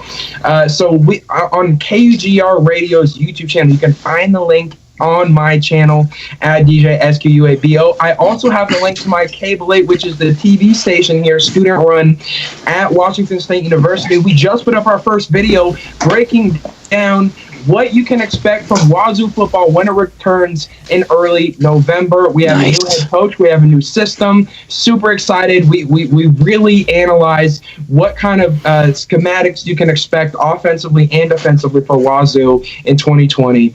You don't want to miss it. All those links are in my description. And then this week, I am dropping a video that I've been wanting to drop for so long. And you're going to have to wait an extra day, because I'm making sure this is fully together and beautiful, and I'm a little bit behind this week, but that is okay because it was my birthday, so I'm a day behind. But I'm coming up with this video about the best team to replace the Seattle Supersonics in the NBA, to bring back a franchise to Seattle. That video will come this week. So subscribe to my channel. That's coming soon. That sounds very intriguing, man. Nice. And am I understanding correctly that the Apple Cup this year is going to fall in the middle of the schedule? It's going to be like that, right?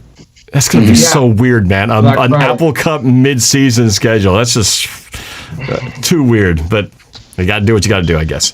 Hey, so Brian, I know that you don't really have a channel to promote, but I still want to give you a chance to just shout out and let people know at least your handle out there. Yeah, no, I appreciate it. And I don't need a channel. You guys have plenty of content out there. If you're going to follow Calvin and Noah and Norb, man, those guys have a ton for you to get behind and watch and enjoy. You can follow me on Twitter at Abker. If I have something really important and really worthwhile to say, everybody's going to know about it, so I'm not too worried about it. But I want to give a shout out to Eddie Van Halen, who passed away recently, one of the greatest guitarists in history, died at the age of 65 of tongue cancer. If you're not familiar or don't listen to Van Halen, I would recommend that you listen to 2 things. One is called Eruption, which is a guitar solo by Eddie Van Halen. It's one of the greatest things that you're ever going to hear. First time I ever heard it, it blew my mind. But of course, that was back in the mid 80s. And then if you're familiar with Michael Jackson, had a very famous song called Beat It. That guitar solo on Beat It is done by Eddie Van Halen, and legend has it that he did it in one take, and he did it for free.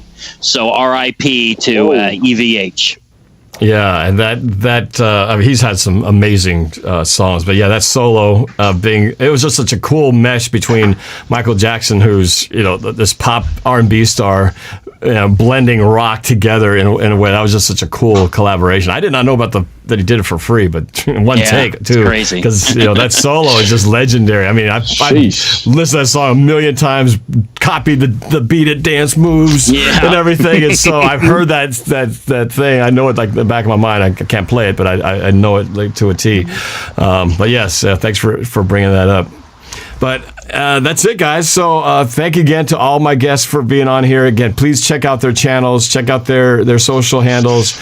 And to all of you guys who were in the Super Chat, thank you for your support, for everybody who played the game, and just for you guys who are watching, and especially for everybody who helped get me over that 40,000 hump on the subscriber thing. That was so cool to see it finally happen, and I'm just excited to just, like all these guys, you hit a milestone and just keep looking up, because it's just the next goal looking forward. So I'm excited. I've got a lot of fun videos planned, as we all do, but I'm going to be bringing back a good old rivals video, since it's the Vikings Seahawks coming up, with some Stormtrooper fun. So re-exploring that little thing with some updated dialogue and a little surprise ending. So check that out. I'm hoping to have it out on Friday before the game. So lots of fun stuff coming up here. But again, thank you guys for watching. This has been the NorbCam Roundtable. We do this every Wednesday at this time, 5 o'clock, usually to 6:30, but today we went 2 hours bonus time. But we will be back again next week to talk about hopefully another Seahawks win against the Vikings, and then to, I guess, lead us into the bye week after that. So we'll do this again next week. Thank you guys for being here. Brian, Noah, Martin, Steezy, appreciate you guys, and let's get a win on Sunday. Go Hawks. Go Hawks. Go Hawks.